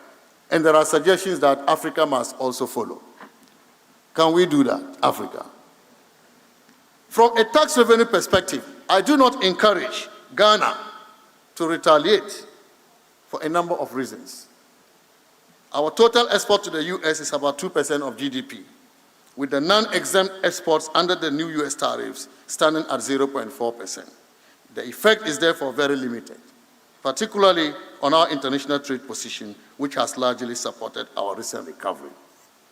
Also, a reciprocal tariff on imports from the US will increase the cost of US exports to Ghana.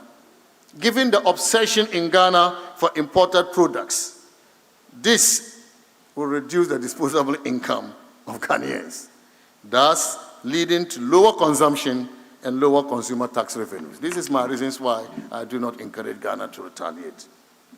In conclusion, I see you are coming, I want to emphasize that when we can finance our own development, we dictate our own terms and set our own priorities.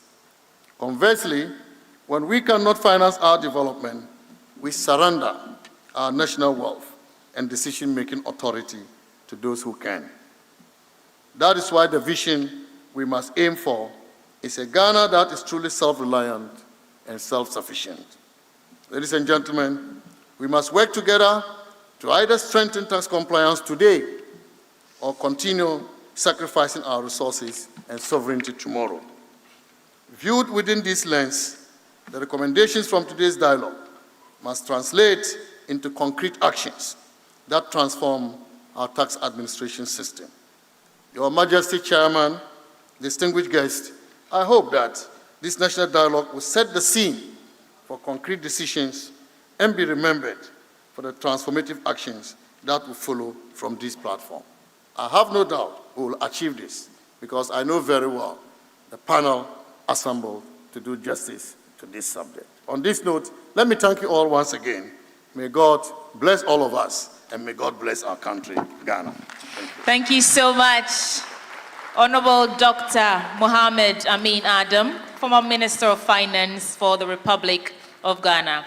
Doc, we have to take some tax from you because you took so much of our time. Do you agree?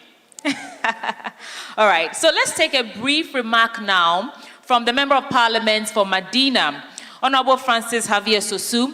If you're here, it's time for us to hear from you now. Let's welcome you with a round of applause. And please do this for us in 5 minutes. Thank you.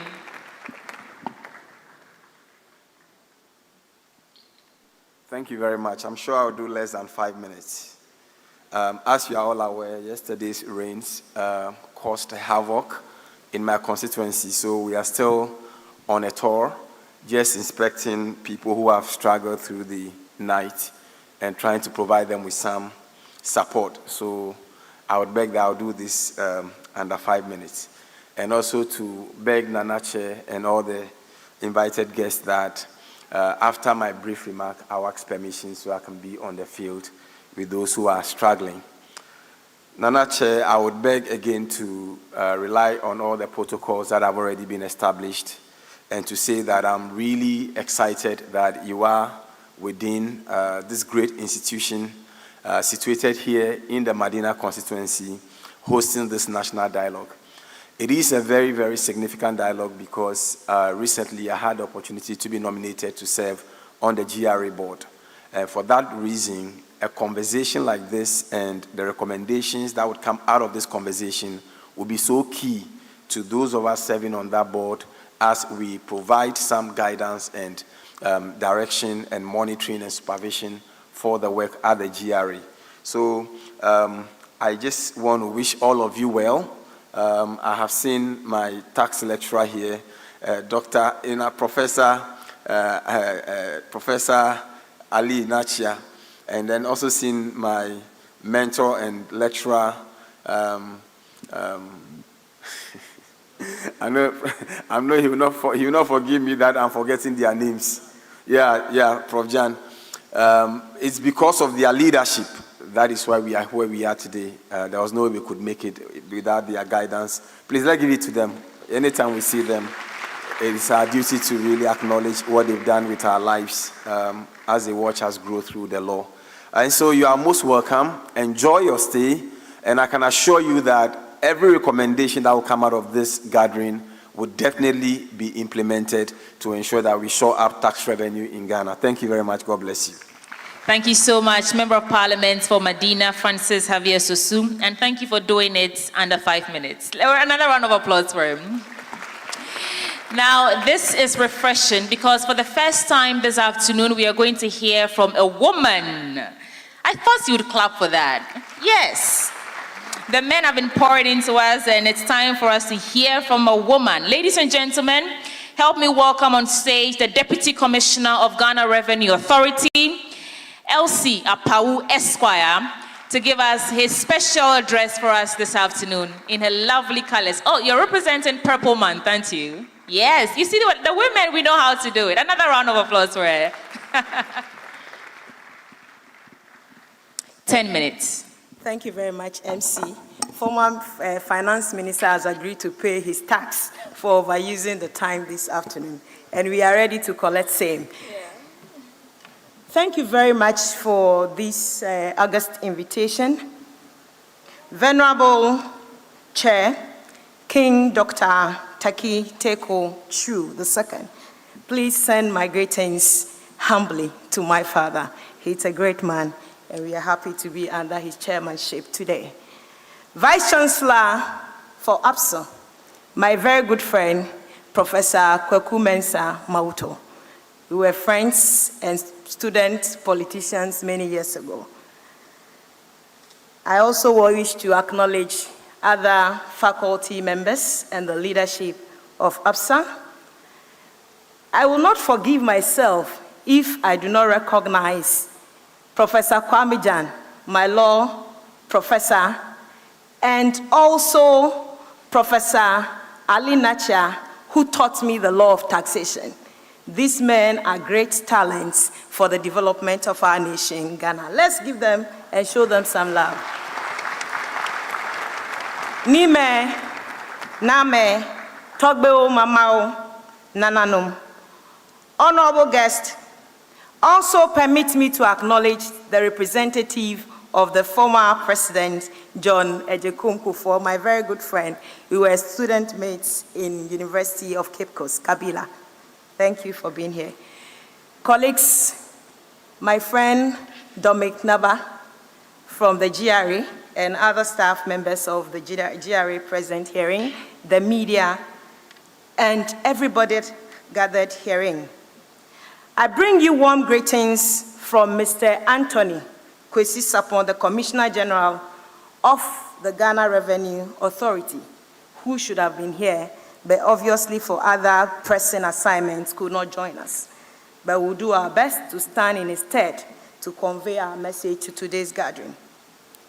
We are gathered this afternoon to partake in a crucial national dialogue to address a pressing issue that affects us all, tax revenue leakages.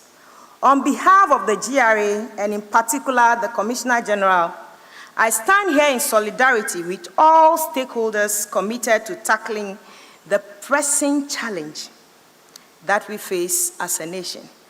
The GRA stands at the forefront of this national assignment, and we consider this responsibility we share with all of you as crucial as citizens have a responsibility as enshrined in our Constitution to promote and protect the best interests of our beloved country. As a shared goal, we at the GRA aim to create a fair, efficient, and transparent tax system that supports Ghana's socio-economic development. By working together, we can identify and plug revenue leakages, ensuring that every Ghanaian's contribution of their fair share goes further to develop our beloved nation. Revenue mobilization is the backbone of national development, determining the country's ability to invest in infrastructure, social programs, and economic stability. In Ghana, the current role of the GRA has never been more crucial as the nation grapples with fiscal constraints, relatively high inflation, and public debt. It is evident, however, that Ghana is back on the right track of significant improvement due to the enviable leadership of His Excellency, President John Dramani Mahama, and also led by the Finance Minister, Honorable Kessel Atu-Forson. We at the GRA are committed to ensuring that the nation's tax revenue is mobilized in a more efficient, equitable, transparent, and sustainable manner. In our efforts to curtail tax leakages, our key areas of focus has included and still include: 1, digitization, to leverage technology to streamline tax collection, close loopholes, and remove opportunities for tax avoidance and evasion. Secondly, collaboration, fostering partnerships among government agencies, the private stakeholders, and civil society to ensure that we share knowledge and best practices. Capacity building is key to our mandate, and we enhance skills and expertise, first of all, of our officials and our clients. Tax education, it's been said severally this morning that it is the responsibility of every Ghanaian and residents of Ghana to look and commit to the tax obligations as contained in our laws. So at GRA, we ensure citizens' participation and inclusion in tax education. Policy reforms form a key aspect of our work, and the key actions led by our Commissioner General's current reforms include: 1, strengthening the existing revenue assurance and compliance enforcement structures already established in partnership with the Ministry of Finance, which will use real-time transaction data to identify under-declarations, fictitious invoices, and transfer mispricing. Also important for us as part of our reforms is to adopt the adoption of artificial intelligence and machine learning tools to analyze large data sets from the systems of banks, telcos, the registrar of companies, ECG, and customs.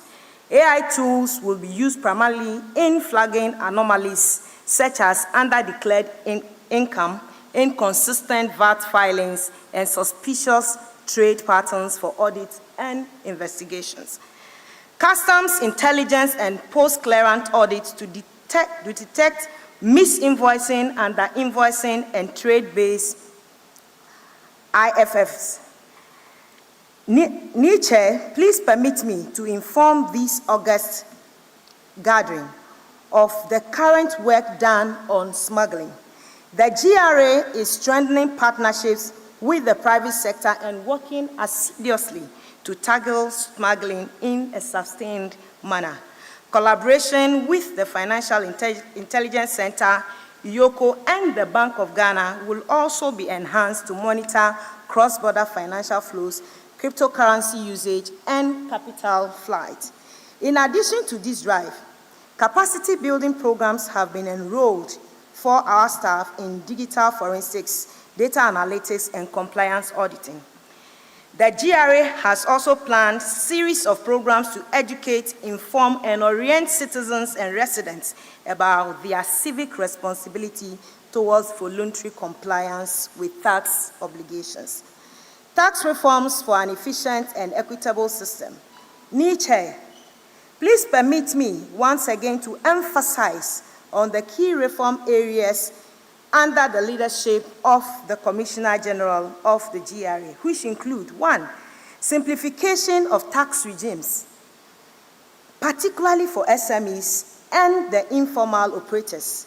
This includes further refining the tax stamp system, presumptive tax models, and flat rate VAT to reduce complexity and enhance compliance.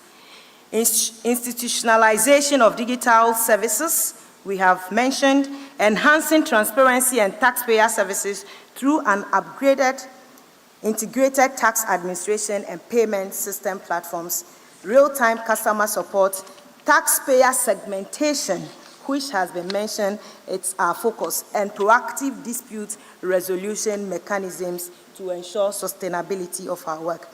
Revising personal income tax thresholds and structures to reflect inflation and income inequity, ensuring lower income groups are not disproportionately taxed.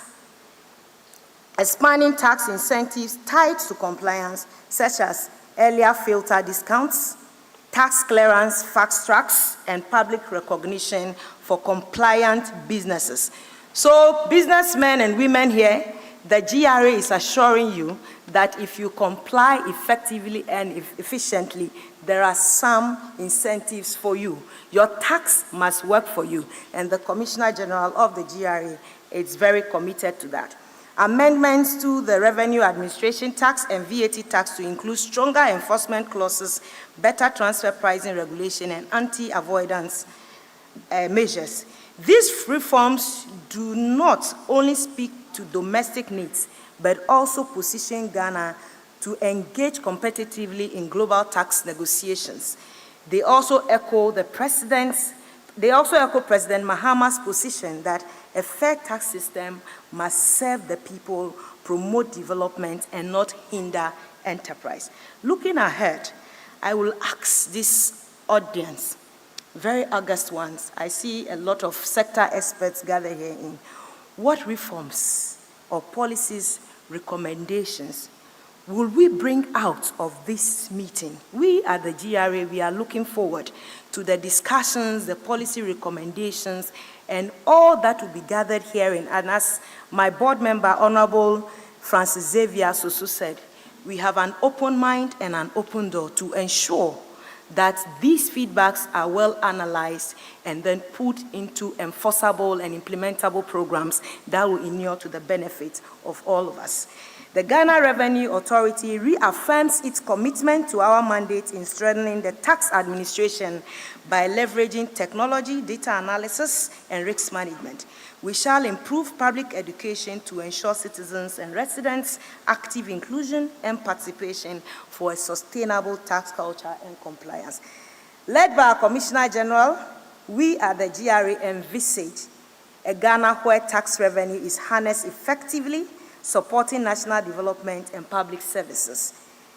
A Ghana where citizens understand their tax obligations and contribute to the nation's growth. Let us work together to stop revenue leakages, promote tax compliance, and build a Ghana that is prosperous for the next generation. Together we can achieve this. Thank you and have a good afternoon. Do you see how I didn't have to prompt her to end her speech? A round of applause for her. Thank you so much, Deputy Commissioner for Ghana Revenue Authority, LC Apau Esquire. All right. I think now we are getting to the meat of the matter. We are going to get our keynote messages now, but to set the pace for that, or to set the tone for that, we will show you a non-fictional film presenting you the facts as it is. So while we prepare for our keynote speeches, let's watch this short documentary, and then the message will follow. If the technical team is ready, please let's all turn our attention to the screen now and watch.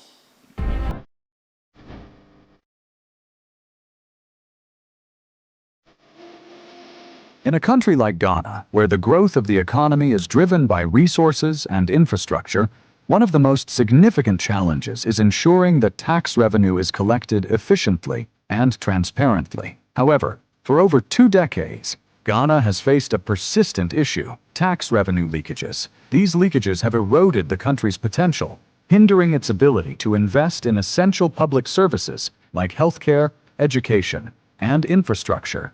Tax revenue leakages have a far-reaching impact, limiting the government's ability to fund crucial services that citizens depend on. From congested hospitals with insufficient resources to schools struggling with outdated materials, the lack of tax revenue directly affects the quality of life for Ghanaians.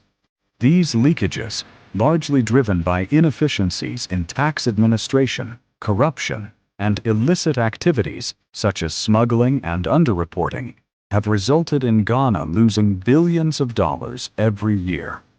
In fact, the Auditor General's 2020 report revealed that Ghana lost approximately $2 billion due to these systemic issues.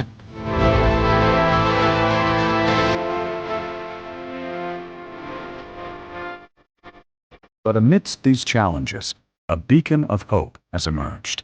The Revenue Assurance and Compliance Enforcement (RACE) program was established to confront these issues head-on. Through innovative strategies, RACE aims to track and reduce revenue leakages, ensuring that more funds reach the government coffers.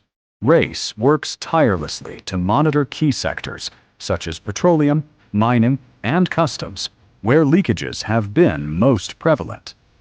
By implementing tighter compliance checks and utilizing technology, RACE is revolutionizing the way Ghana collects its tax revenue.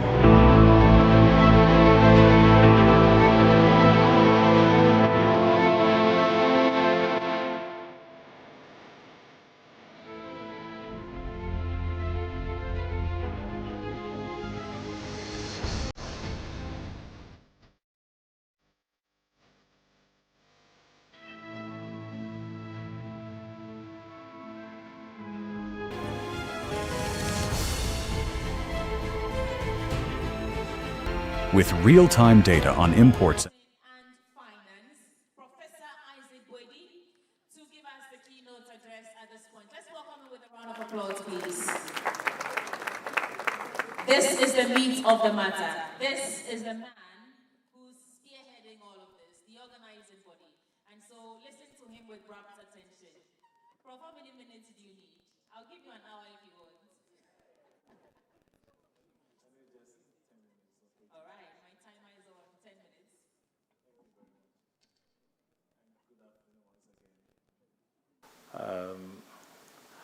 I'm sure it's important to recognize some of our lecturers, our professors also with us. You'd have no idea why we have gathered all sorts of individuals here. We can see our students here. We can see our chiefs. It's because it's a very important conversation and that we need to have this today. So thank you very much for coming. Some of you, it could be your first time coming to UPSA. We are grateful to having you here. I've been wondering how a medical doctor will have a patient who is bleeding and will decide to add more blood.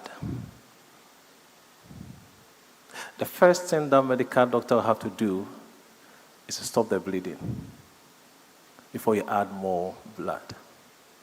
And that is where we find ourselves as a country. We are adding more blood without stopping the leakages.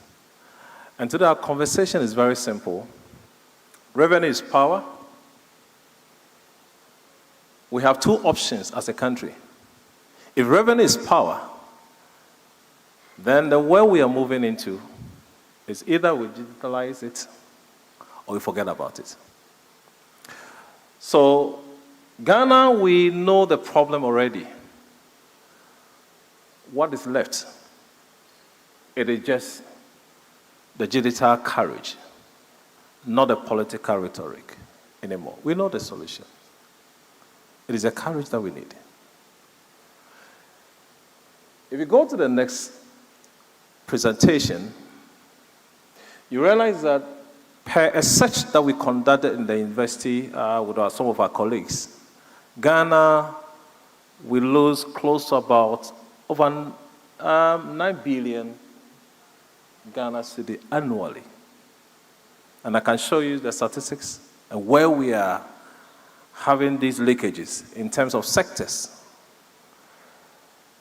And as a result of three important things: tax evasions, corruption, illicit flows. And I can give you countless sources to support my position or our position. And they are there. If you look at the next presentation, the next slide, that should tell you that the over $9 billion that we lose as a country, they are not just numbers. They represent classrooms unbuilt. They represent the medicines. They represent our young people, the dream that have been deferred, or that will be deferred. So just know the number. Then if you look at the next slide, it tells you that the over $9 billion that we lose as a country, if you want to segment or decompose that figure, it represents 4 times of the budget for free SHS. It represents 6 times of the National Health Insurance Scheme in terms of budget or allocation. It represents 50% of 18 billion debt service cost for only 2023. That should tell you the position. The next one should tell you, the next slide, should tell you some quotation from or report by World Bank that as a country, Ghana tax potential remain on top if we are only able to close the loopholes, we can add about 2 to 3 to 4% to our GDP. And earlier speakers have mentioned the tax to GDP ratio, which is about 13.5 or so. It tells you that if you have a country that generates or contributes tax to GDP about 13%, that should tell you that that country cannot support some infrastructure projects. Because just 13% out of 100 of the GDP, I mean, that's a contribution. So we have a problem as a country. Now, if you look at the quotation from World Bank, in fact, from other quotations elsewhere, they support our position and the stance that we have as a country. 13%. That is a problem for this country.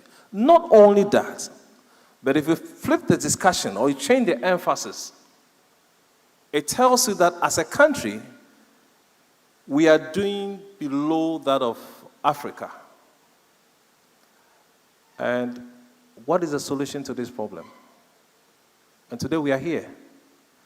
It is a moral courage that we need to digitalize our economy and the tax revenue streams. So we go to the next one. We have given a data and a simple data for Ghana. And the GDP ratio has been shown that in Africa, if you go to the next slide, it tells you the position we find ourselves in Africa. That averagely, we are doing, I think, as about 3 point something. If you look at that of South Africa, that of Morocco, that of Tunisia, that of Nigeria, and then DRC, it tells you where we find ourselves as a country. So we have a problem. And we have to proffer or give solution to how we can increase our tax to GDP ratio and what can we do as a country to get more revenue to support the infrastructure project that we have in our country. The next slide presents another interesting issue.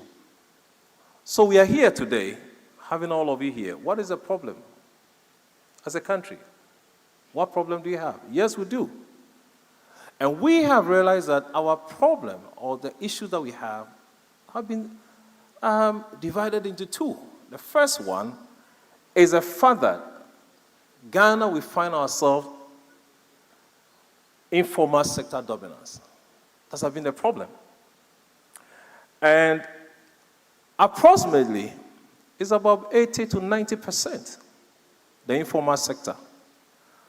Which means that a country will find it difficult with this informal sector that we have to generate more revenue. And if you look at the tax compliance rate, it's below 10%. If you look at the contribution of this sector, the economy we find ourselves, that is about 35 to 40% of our GDP. So a country having such a sector or having these characteristics should definitely tell you that we are going to struggle with our revenues. We are not even coming back to issues of why we are losing a lot of revenues. But that's the state, that's the character of our country. Our next issue is about the fact that we are growing as a country in terms of technology. We have a lot of companies that have been registered online. The problem is, apart from the character the character we have as a country, GRA, ability to tax companies that have registered online, is a problem because we are growing. Therefore, there should be other solutions that our GRA authorities should be able to find to support the number, the offset, the growth in terms of businesses registered online. And the statistics are there. Because of time, we might not be able to go through all that. But if you flip to the next slide, that should tell you In terms of online registration of business over the period of time, we have given records. How many businesses have registered online? Which means that GRA is going to find issues in terms of taxing businesses online. So what must we do as a country? There should be a solution to tackle this problem. Already we have given the characters of our country in terms of this, the fact that we are more informal in nature. You can go to the next one. So what do we do? If revenue is power, our only option is to digitalize what we have as a country. So we will not go through all that because of time factor, but this is what we want to propose. Our authorities must have that courage, especially the GRA, should be able to fashion out certain strategies that will be able, can deploy to tackle some of these revenue leakages. And what do?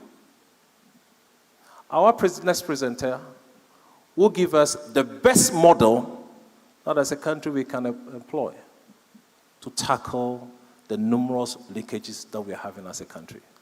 So if you go back to the next one, because of time, can we flip to the next one, the last one? The last quote over there, that should tell you our position as an institution, what we should do. And this is what we want to say, that digitalization is not just a technical upgrade. It is a battle against institutionalized theft. In Ghana, the fight to digitalize revenue system is a fight for national survival. So we have invited you here, and our message is very simple. Ghana as a country, our authorities must have the digital courage in helping block the leakages. Thank you very much. A round of applause for Professor Isaac Buadi, Dean for the Faculty of Accounting and Finance right here at the University of Professional Studies. Coming up next, we have Dr. Eric Bachiadam. He's also a senior lecturer here and a financial economist. Also, another keynote presentation. And you see him walking up the podium already. A round of applause for him. Dr. Eric Bachiadam for our next and last keynote address for today. Thank you so much. I stand on the already existing protocols established. And His Royal Majesty King Taki Terrier True, the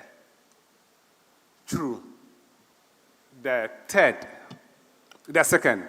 Thank you so much for the honor done us to be here with us this afternoon.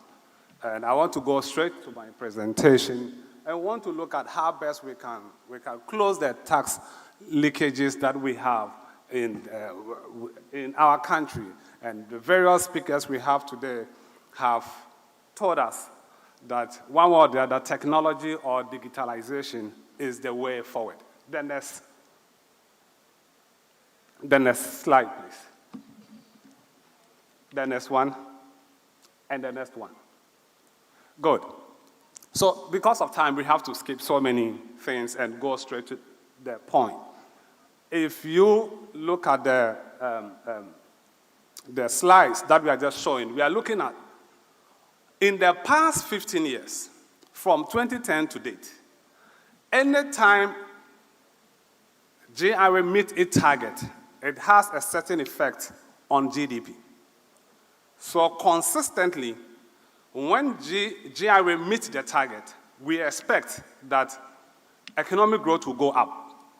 And it follows basic economic principle. If you look at a simple solo model, that there are basic two things for economic development. Number one is capital. Number two is labor. And probably we go forward, we can add technology to it. So if we want to do well as a country, then there's a need for us to make sure that GRA is working efficiently and effectively so that we'll be able to get the needed fund to finance our activities. Then I began looking at how can we help GRA to meet its target.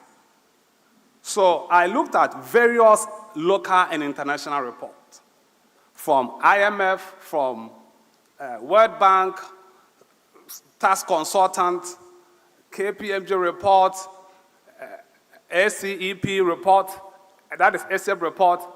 There's one theme they are all driving at, and the theme is that we should find a way to introduce digitalization in the way we mobilize tax. If we take digitalization out of our tax composition or out of our tax mobilization strategy, we will not be doing well, and the needed funds will not be realized.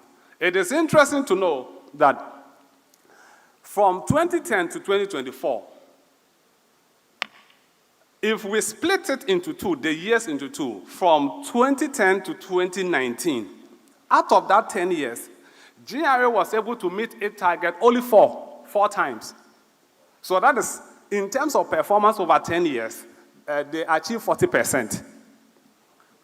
The period after 2019, which is 2020, 2021, 2022 to 2023, they met all their targets and exceeded greatly. One would ask, what made them to be able to meet their target post-2019? It was the period where GRA employed a lot of technology and digitalization in their activities. So, ladies and gentlemen, if GRA want to do well, and it's refreshing to have the Deputy Commissioner here with us, starting a new term. If we want to do as GRA, then we need to deepen technology. So I was looking around best models of technologies that can be adopted. GRA has implemented ICOMS, which in a way is helping them to track revenue from the ports and from other key sectors of the Ghanaian economy. Then, the ICOMS will provide you information in terms of classification of goods from the port, in terms of even downstream trading activities. In connection with NPA, they are able to use the ERDMS to also be able to check volumes of trade. But you see, in audit, we need to be able to find an extra information, an additional information. Okay, yes, we are good to go. Can you go to the next slide for me? The next slide. The next slide. Good. So this is what I was talking about earlier. Let's go. This is what I was talking about. Look at the data that from 2010 to date, it is only in, the GRA was able to meet their target in 2010, 2011, 2012, and somewhere 2015. That is about 4 times within the 10. 2019, some say they made their target, they didn't meet their target, but the original figure shows that they couldn't meet their target. There's a whole lot of debate on that. But the post-2019, which is 2020, you could see that they achieved 100%. And we all agree, it is the period where GRA deepened technology in terms of their revenue collection. Next slide, please. So if we want to shoot per the MTRS, the medium-term revenue mobilization strategy, we want to move our tax to GDP to around 20% by 2027. Then there is a need for us to strengthen and embrace more technology. Next slide. Good. I was earlier talking about ability to audit and find a technology to provide information. As academics, you see, we have to get into troubled waters. Sometimes certain things, we try to stay away from it, and we are known to be publishing and keeping it on our shelves. But we have to do research that is relevant, and it can be applied. If we want to talk about technology and a way to be able to find a solution to the problem that we face, there is a model which many of us may be aware, the SML, the Strategic Mobilization Limited Ghana, has a tested model. And yes, we have probably heard all the news, maybe the bad one, about SML. But we cannot rule out that since their engagement from 2020 coming, it has had some significant effect on our revenue mobilization. So, is this model good? Is it bad? Is it sometimes when there's a news publication, usually the one who speaks first is right. And it tends to make us block our mind to find out, actually go and find the information. What is the reality about what has been shown on television, and on radio and the media outlets? So I decided to go into it. I wrote to SML to know more about what they do. They opened their doors to me. I went to find out what they do, in terms of how they are able to do revenue assurance.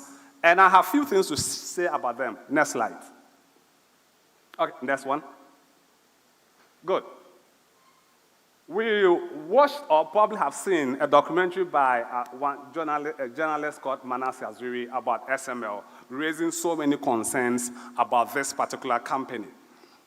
So, raised concerns about, some of the concerns were the procurement processes, whether it is legitimate, whether they've been paid for, are they actually doing a double work because we have ICOMs in the system, which is also in a way a technology.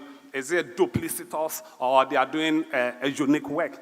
Then there are things about their contractual arrangement. Okay, I will respond to a few of these things. Next slide.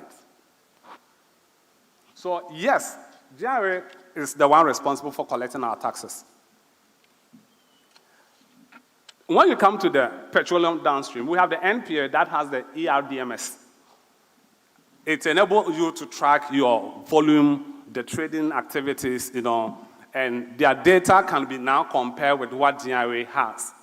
But many of these activities, proud to SML, especially when it comes to differences between what NPA has and what GRA has, usually, when it comes to the reconciliation, it's usually done manual. So there should be a need for us to find a second way to verify whether what has been reported by the BDCs and all the players is the right quantity that is being declared. And when you go to the upstream currently, we have those players, the tallow there who are drilling oil, and they have their flow meters checking what has been drilled, and GRA personnel and other personnel are there to verify that the quantity that have been declared, is it the right quantity or is not the right quantity? So GRA is there to show or to ensure that the right taxes are collected. The royalties of about 5% will be collected. If we don't have a second way of verifying or a third way of verifying that the meter reading from Tallow and all the organizations who are players in there is accurate and there's a need to be reconciliation, then you will have to go back to the same figure you are challenging. It is therefore important for us to have a second eye or a third way of gathering data, and that is why GRA need to be able to implement something to be able to collect data. Thank you. Next one. Next. Good. I'm sure my next presenter may have the time to talk about these things. So, if in audit, let's talk about whether what they are doing is duplicitous or not. In a typical accounting, it's good we have chartered accountant here and those who work in accounting firm here. There is a corporate accountant who he prepares the financial information or the financial statement. Then there's an internal auditor who verifies whether what you've done is correct or not. Then we call an external auditor to double check whether what you are doing is the right thing. So, yes, there is GRA collecting the taxes, and there are players within the space. In the petroleum downstream, we can say ICOMS is In a way, it facilitates trading, and you can monitor real things that are happening there. But we will need a third eye to be able to gather data and compare whether what has been gathered or what has been reported is the right thing, even in the upstreams. In this case, in as much as there's news about SML, I think that it is an issue we need to revisit. Kindly go on. Next. I'm jumping so that I can make time for other. Good. I want to end with this presentation. In Africa, government or government institutions are the biggest investors. So it is almost the case that you can't do business without engaging government. And in our quest to find solutions, we are going to have indigenous Ghanaians who, one way or the other, will start as entrepreneurs to offer solutions. We are not saying there will not be problems. There are problems, but we need to find a way to deal with it. Just yesterday, I read in the news that Starlink is backed by the US government, and they are being pushed down the throat of many African countries, that you must approve Starlink to be able to get certain benefit or developmental assistance. In the same way, I think we need a policy or deliberate effort to encourage Ghanaians that are going into certain areas, especially with revenue assurance. There's a brief history. And you see, if we check in Ghana, hardly are we going to have a third generation business, a business that has been run by somebody handing over to another person and another person handing it to the next person. On top of my head, I can talk about Enterprise and Nkulenu and probably about 2 or 3 companies that have lived through, because when a business is built, the same Ghanaian will rise up to collapse it. In 1969, a certain man started brewery, J.K. Siam, Tata Brewery. And he was producing Mortex, transporting or selling to Togo, Benin, almost greater part of West Africa. Then by 1979, he was accused of tax evasion. And the company didn't see the light of day. We collapsed it because of tax evasion. Now, the company will no longer be there for you to collect taxes. And the company will also not employ anybody. Then a certain man decided to go into industrial chemist, Dr. Kwame Safo Adu. Also started doing so well. Then we gang up against him. And we destroyed the company. B.A. Mensah was at a point employing about 14,000 Ghanaians in International Tobacco Company. 14,000 Ghanaians. Then we brought all the things that, you see, whatever I'm saying this at the background of SML, that whatever we are saying or doing about SML is history repeating itself.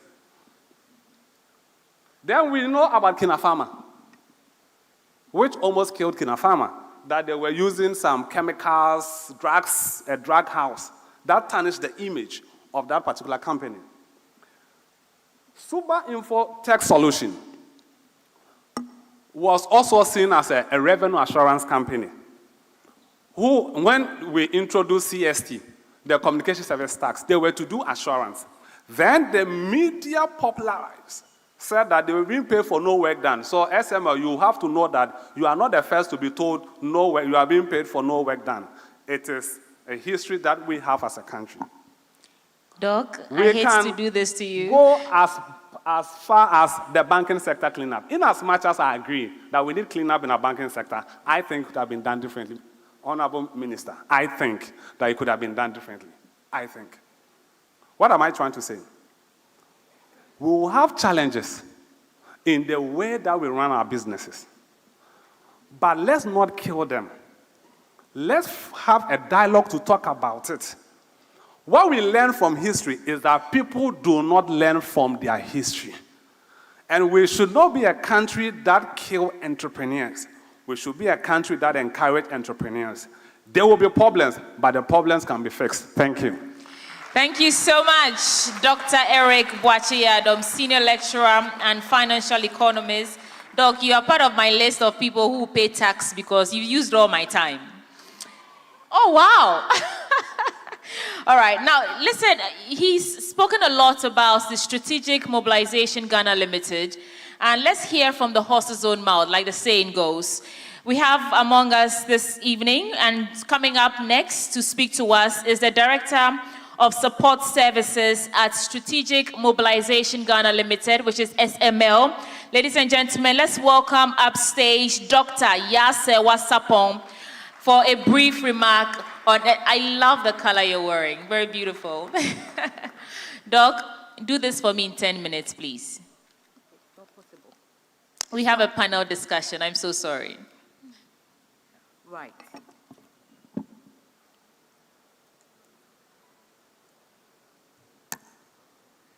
Good afternoon, Nana Chair, Nime, Name, Nananom, and all protocols observed.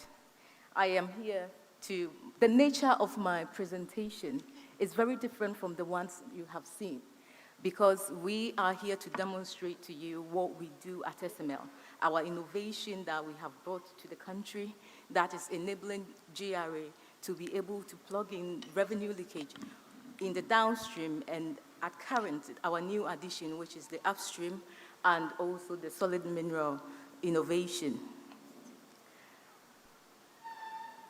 So 10 minutes. Okay, then I will go straight into the video. Oh, right. Okay. I'll go straight into the video so we can see the deployment. There were things that I wanted to speak to, but given the time. But first of all, just let me say this. SML is a wholly owned Ghanaian company, as my previous speaker has said to you. We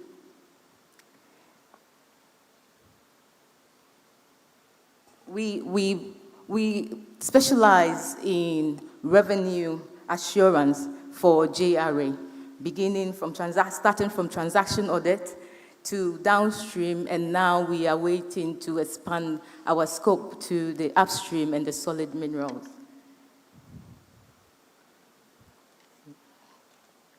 Okay.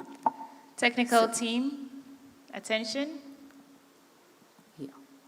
Right, so I'll go straight to what I have here. When we came to the downstream, GRA had a lot of challenges, but the one that was clearly staring at them and at us, in essence, was to solve the issue of stock reconciliation between the lifted volume of petroleum products and the taxable volume of petroleum product. What do we mean by this? When the petroleum product, including diesel, petrol, are brought into the country, they are stored at a depot where the fuel stations, which we call OMCs, will go there for wholesaling, and then they will come and retail to us at the fuel stations. So what happens is when these petroleum products are taken from this storage area, which is a bonded warehouse, also called as depots, they are called liftings. They are lifted from the depots and brought to us to be sold to us for consumption. Can you pause this for me? I'm just trying to lay the background story about what we are doing. Now, the tax exercise in this space is that the OMCs have to sell the product to us before they bring the tax to government. So what is important for GRA is for them to be able to have the accurate recording of this product. Other than that, once it leaves the depot, they will lose the revenue because it will not be accounted for. Now, when he came into the downstream, can you start me with the gap between the lifting volumes and the taxable volumes?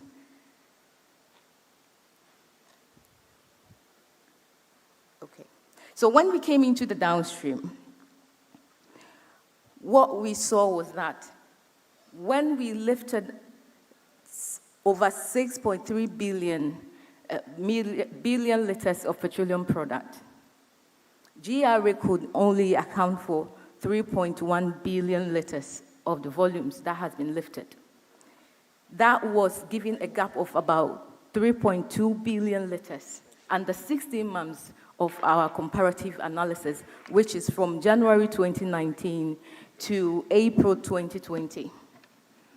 What we have done, based on what I'm going to show you, is that we have deployed automated systems that is helping the GRA to be able to match up with the lifting volumes. So at current,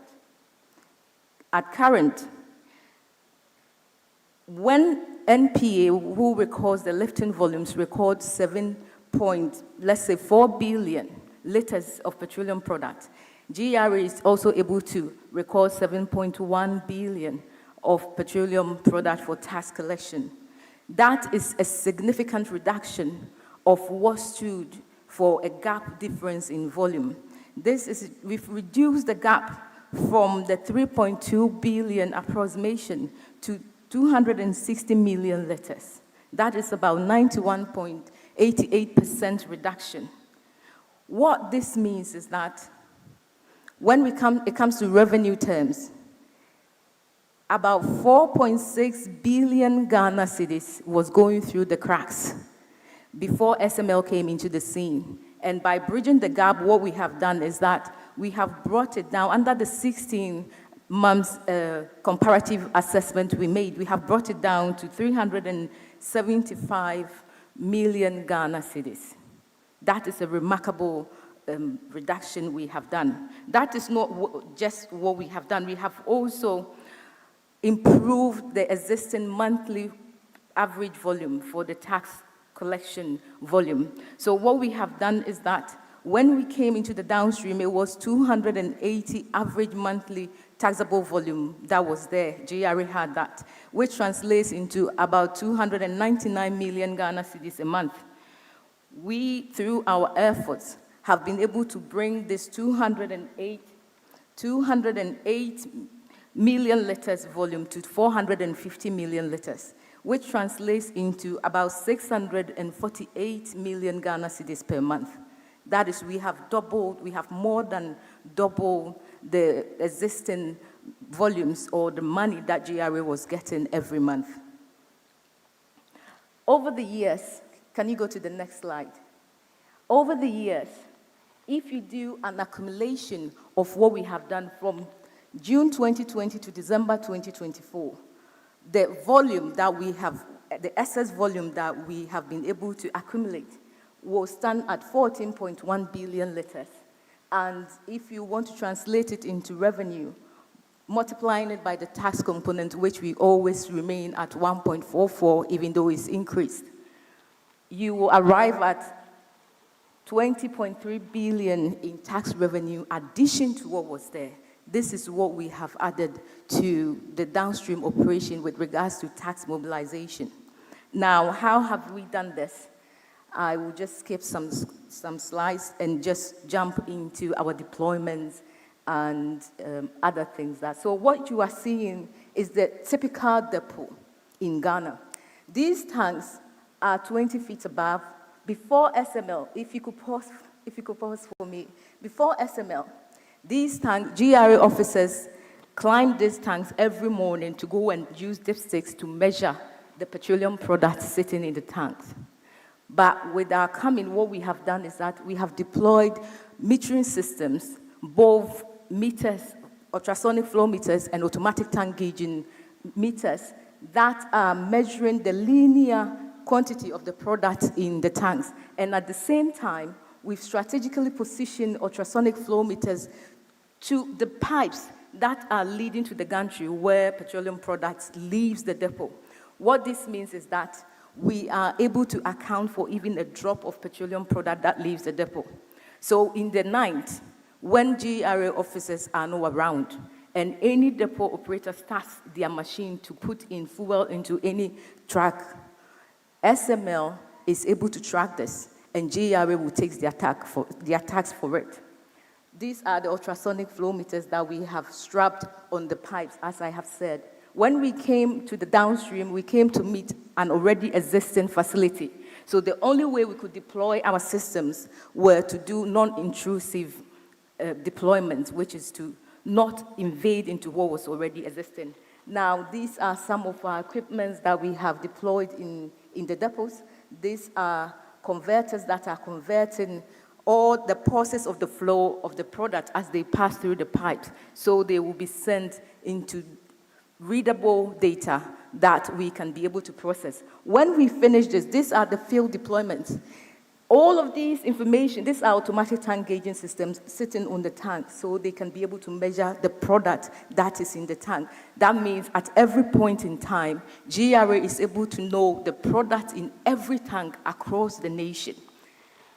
When we finish with this, we are not done. SML is the first company in this country that has been able to seamlessly integrate the field deployment information that we receive and then bring it to the data center for the computer itself to do the AI management automation, to do reconciliation of the information we've taken from the field.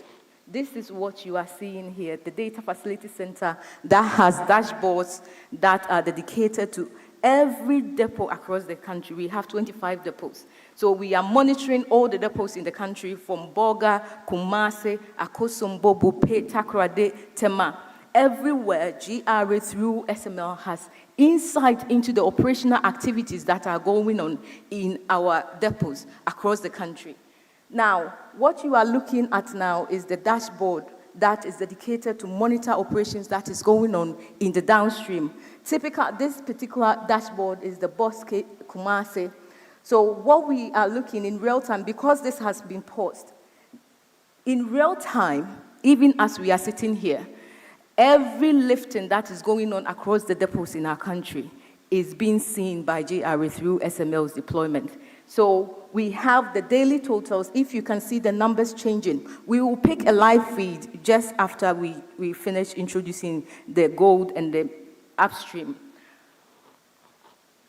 At every point in time, we have the daily recordings, we have the monthly recordings, we have the daily recordings also for the tax, and then the daily recordings for the liftings that has been taken. What this is doing is that we are giving to GRA in real time all the information that is needed to make informed decisions, to be able to know that OMCs have lifted beyond their bonds or not, so they can stop those who will run into debt and not be able to pay them. Now, we are also monitoring the product. If you could pause for me. We are monitoring the product. We also monitor LPG and all other petroleum products. We are also monitoring the type of product that runs through the pipe. Before we came, sometimes when the products are lifted, for instance, if a petrol is lifted, it can be labeled as kerosene. The reason being that the tax component for petrol is higher than the tax component for kerosene. So when it's recorded as kerosene, they pay less money for it. So that is the downstream operation, seamlessly integrating in real time the field deployment and then the automated system, which we call SML Esperion. It does reconciliation and chance report for GRA for them to be able to know the operational activities that is going on in the downstream. Now, we want to showcase our readiness of extending this same insight in real time to the upstream that Ghana is having challenges to know what goes on in the FPSO. What you are looking at now is SML's Data Facility Center for the upstream innovation that we have brought on board. We have not started operations yet, but we are ready. We have 3 working FPSOs at the moment in the country. So we have the FPSO John Ajekum Kufuor, the Sankofa Jinyame oil field. We have also FPSO John Evans Atamels, the 10th field. We also have the FPSO Kwame Nkrumah, which is also the Jubilee field. Now, if you can pause this for me. What you are looking at here, we have sectioned the phases that we have interest in on the FPSO on behalf of GRA. The first image you are seeing is the FPSO on the sea. The picture for it is a complex system, but where we have interest is where GRA can receive the tax for the development of the nation. So we have interest in the crude oil production meter, where if you look at the black balls, that is like a stairs. It is the crude oil processing train. When the product is extracted from the sea, it comes with water, sediments, oil, the crude oil itself, and the gas. So this system, the processing train, is separating all of them. When that is done, can you continue to pause for me so I can give the explanation? Thank you. So when that is done, the crude oil passes through the pipes and comes into the crude oil storage tank, which is on the other side. The same thing, we've just zoomed it in on the third image for you to be able to see. Now, what we SML will do is that we will meter, just as we've put automatic tank gauging systems on the tanks. We are also going to put the same meters on the FPSO, on the storage tank, the hydrocarbon storage tanks. We will record the total barrels of crude oil that has been produced per day, and also the total barrels of crude oil that has been produced per month. When you come to the crude oil storage, what we are looking at is to look at the flow that has come in. So if we had plugged in real time, Ghana would be able to see the numbers changing. When the numbers are changing, it means that we are monitoring. Now, we will be able to know how much petroleum product that is stored on the FPSO for the nation to be taken out. Once these tankers are ready and full, they are taken off on the offtake system that will send it out for export. So what we are going to do, we have a third interest also to meter the offtake. And what that will do is that we will be recording the total barrels of crude oil that is lifted per day, per month, and also the number of liftings that has been made per month. When we finish with this, the manifest or the document of the offtake, together with the monitoring we have made, will be reconciled, the reports will be churned and be given to GRA. GRA themselves will be manning this deployment. What this means is that in real time, through GRA, the nation knows exactly what is going on the FPSO. We are extending the same innovation also to the solid mineral sector. If you can go to the next video for me. Thank you. So what you are seeing is also the SML Nova data center, which is also going to monitor in real time the extraction of the solid minerals, starting with the gold.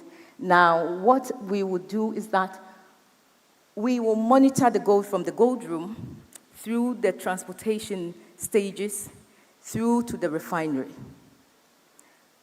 At the gold room, we have created or developed an analyzer and a scale. The scale will weigh the product. The analyzer, this is the scale weighing the product. It will tell us, once the product is weighed, it will send to the data center. So the gold that was on the scale was 2 kilos. Every mineral or consignment that is taken at the extractive stage in the gold room will be weighed for the nation to see through GRA. And when that is done, the same analyzer that you are looking at now is analyzing the gold. When it analyzes the gold, what it does is that it's going to churn out information about the chemical composition of the consignment of the gold. So it will generate a barcode report. If you can pause this for me, thank you. It will generate a barcode report. That barcode report is tracking the product. At the same time, is giving the karat, which is the purity of the product. It's giving the chemical composition as well. So for instance, this particular product that we scanned on the 22nd of April, 2025, what it is saying is that the gold has 91% of, the product has 91% of gold, 9.3% of silver, and 0.1 copper.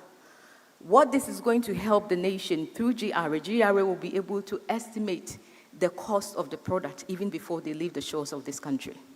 So they have an estimated expectation of royalty that they will receive from this product that is going out. And we are doing this across all mining companies in the country with their mining site. Again, the analyzer is giving information about the companies, is giving information about the map. If you look at the other side where the picture is, the map comes first. That means that at every point in transition, GRA has oversight into the product's movement. Now, it doesn't just end there. The analyzer is able to also send a picture to the data center for GRA to be able to see the picture of the exact the consignment that is being taken through the transportation.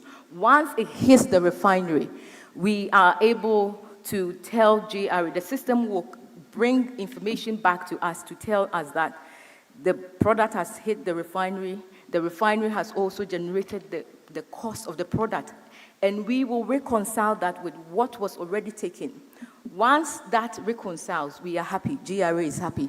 They will receive the royalty that is due the nation. If there is a margin that is an anomaly, we will look into that, and GRA will resolve that. This is the SML Nova that we have developed for the nation, so that the nation through GRA can make informed decisions about the upstream operation that is going on and also about our gold. So in essence, through SML, GRA is entering into the extractive industries are entering into a new era that is technological. And SML is poised to give this even more. Now we have our data center ready on standby to show to you in real time what is going on around the country. You can see that the numbers are changing. What is happening is that as we are seated here, I don't know, because of they've zoomed in for you to be able to see the numbers. I don't know the exact depot we are showing to you. But this is the depot, for instance, if it's a Boss APD in Tema. As we sit here, they are loading and you can see the numbers are changing. So what we wanted to display to you is that for the first time in the history of this nation, a company is giving to government through GRA real-time monitoring oversight for GRA at every point in time, at the click of a button, to be able to tell the nation the stock we have for the downstream. And when we start the upstream operation, we are going to repeat same for upstream and also for the gold. Now, before I bring my presentation to an end, I just want to conclude with this, that from what we have demonstrated to you today, we have showcased that the hemorrhage of revenue leakage can be cured for Ghana. The innovation is here, and SML is leading. SML is ready. We are ready with expertise, we are ready with the tools, and we are also ready with the proven track record, and the groundbreaking innovation. We are prepared, and we are equipped, and we are waiting. And as the famous song lyric says, what are we waiting for? Regarding real-time monitoring of our extractive industries, particularly the upstream and the solid minerals, Ghana cannot wait any longer. The time for action is now. So let's act now. Thank you. Thank you so much, Dr. Yasewa Sapong, Director of Support Services at Strategic Mobilization Ghana Limited. What you're still seeing right now on your screen is live from their headquarters. Right. Another round of applause for SML, for Dr. Sewa Sapong, and the fantastic work that they're doing. What she said that I think will stick with me is that the solution to revenue leakages is doable right here in Ghana.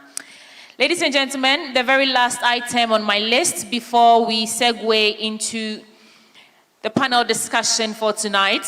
Let's get an address now by the Executive Secretary, Chamber of Petroleum Consumers, COPEC, Mr. Duncan Amwa. Let's hear from you now. Let's welcome him with a round of applause, please.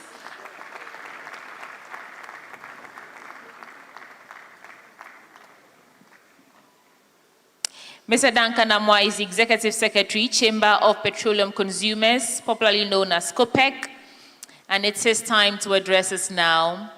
I will deduct 1 minute from your time because you're taking that 1 minute to come up stage. Another round of applause for him.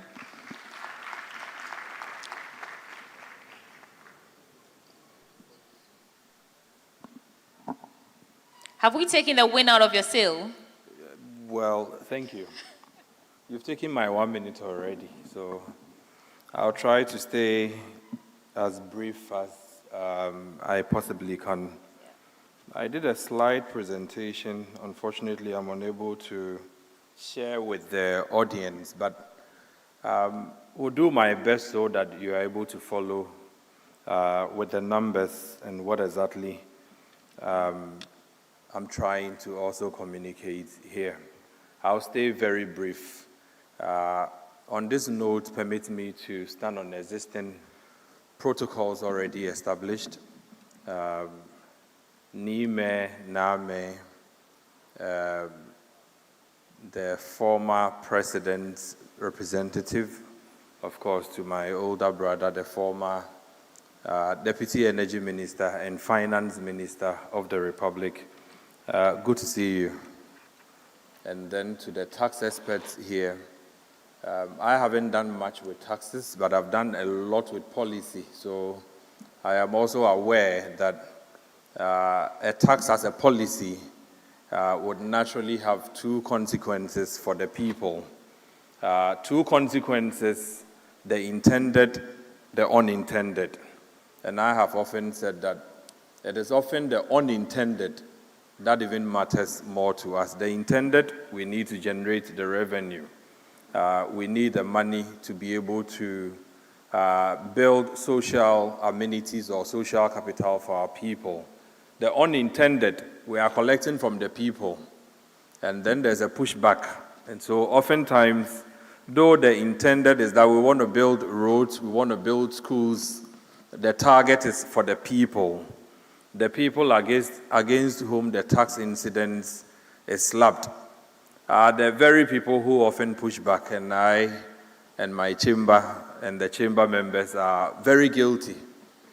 We've had a lot more pushbacks on taxes than we have actually accepted, because oftentimes we are not too sure whether our pockets can afford or it will stretch our personal incomes beyond what we already have. So for me, taxation is a very, very, very important subject pertaining to what we do.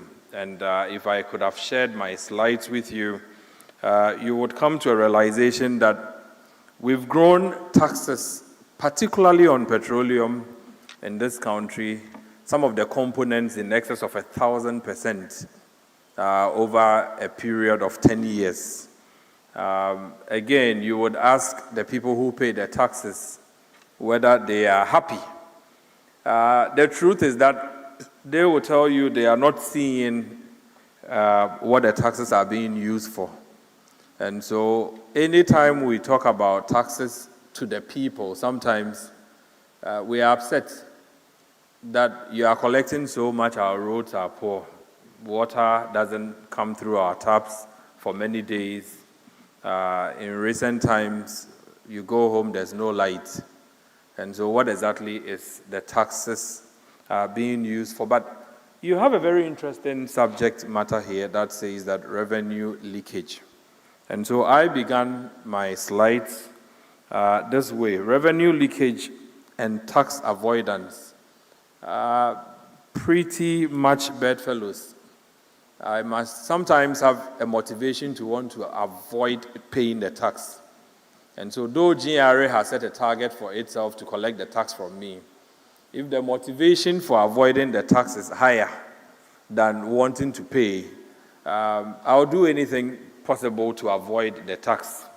And so I said, well, is there an incentive usually for tax avoidance? The answer clearly is yes, especially when the incidence of taxation is often so very high, such that it makes rational sense to use every available means to dodge the tax rather than paying same. I ask again, should our tax authorities, the GRA, I'm happy you are here, ably represented by the beautiful deputy, should our tax authorities be concerned about tax revenue or tax leakages? Where should your focus lie? Should it be on the revenue you want to generate, or should it be on the revenue you didn't generate, what you should have but you couldn't generate? The answer again is yes. Like I indicated, you hear the masses say that they are paying so much, yet they see nothing done with these taxes. Oftentimes, as shown in the petroleum space, the taxes that you intend to collect from us, per hour study, 25% of that would end up in private pockets, just for the downstream. When you go to the upstream, the rot there cannot be quantified. And so I was happy when my older brother, the former finance minister, was speaking. He alluded to a GRA audit report in 2022-2023 that captured that the international oil companies clearly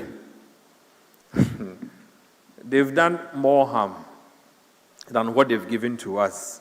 Most of the FPSOs, the actual cost of these FPSOs are simply overinflated because then they will be able to take that in oil, you know, which we should have been able to sell and be able to collect taxes for. Then again, you have the issue of what we are doing to even track how much these taxes should have been. I was a member of the Ghana Standards Authority Committee that did set the standards average. And so around the time when they had set or calibrated for tracking of the crude that we were taking from our Jubilee partners, when I heard that there's been some collusion and then the flow meters had been disallowed by the IOCs, I knew we were in trouble because clearly, if I cannot tell from the GRA point of view how much or how many barrels of crude is being extracted on a daily, how do I go to them and say that you owe me X, Y, Z for corporate income tax? How do I go back to them to demand for additional oil entitlements when the true volumes of what is being extracted is to my blind side, and it is what they declare? And so I put to this forum that there is a lot that needs to be done. And then fortunately for us, you have a solution which is digital, which is locally driven. I am happy to see that SML is also here. I'm happy to see the tax people also discussing the need to digitize. The need to digitize. I have been an active observer of the downstream and upstream in some cases. You will put GRA officials, Madam Elsie, your officials will go to the depots. Within a year, they have all the money that you don't have as a revenue body. And so that is where there is the need to eliminate the human intervention as best as practicable, because the more you put people there, the more our systems would find a reason for them to compromise on not reporting true values or true figures. And so I think that in 2025, when we are even moving away from internet using the optic fiber cable to now Starlink that launches into space, there's a lot of digitization happening that we should take advantage of. We should be able to move away from the human interface in our tax revenue mobilization efforts and be able to stick with the press of a button and be able to decide that for today, this is how much ICOMs generated from our ports. And you don't need to double check with your officer on the ground, because everything that has been paid for reflects on a dashboard. And so I am all for every effort whatsoever by your outfit to digitize. Because if you don't digitize, you slap us, the petroleum users, and other Ghanaians with needless add-ons with taxes. I have a slide that talks about your actuals, how much you generate, and how much your targets were. And oftentimes, when you miss your target, you are in a hurry to think that we didn't pay. But we paid. It just didn't get to you. And so if you can't have a dashboard that allows you to track how much I have paid, how much everybody in this room has paid every single day, I think that it would be able to help you in not only your planning purposes, but also in your collection purposes, so that I don't wake up to August. The finance minister comes to parliament to deliver the mid-year budget, and he says that we should pay more taxes when we're already paying too much more.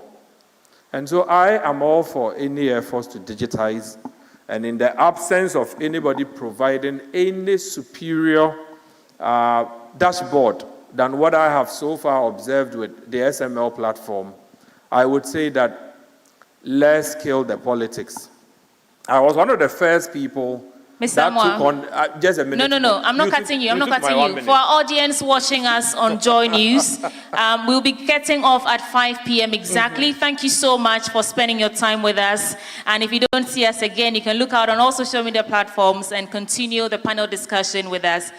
Thank you so much. And we'll hand over to Ekosiisen also on Asempa FM. And so for Joy News, our audience on Joy News, thank you for your time. Please go on. Thank you very much. I thought you were taking my 1 minute away. What I am saying in brief is this. I have observed the petroleum space, which also contributes almost 9% of your total tax revenue to the country. I have observed it for more than a decade. And what I can say for a fact is that all kinds of games would go on. In fact, temperature compensation is even another issue, where a depot receives the product at 15 degrees and then it dispatches or sells the product at 25 degrees. That 10%, the 10-degree margin, is some product gained. And so if you don't have technology to be able to tell you how much has been pumped out, how much is still in tank, you'll only be enriching a few people. And at the end of the day, like I indicated, you will come back to us, the trotro drivers in the room, to pay more taxes because what you were expecting, you didn't get. Not that we didn't pay, we paid. But it simply would have ended in the pockets of some other individuals who become richer at the expense of the state. So, without boring you too much, I'll share my slides with the organizers. I'm sure they could also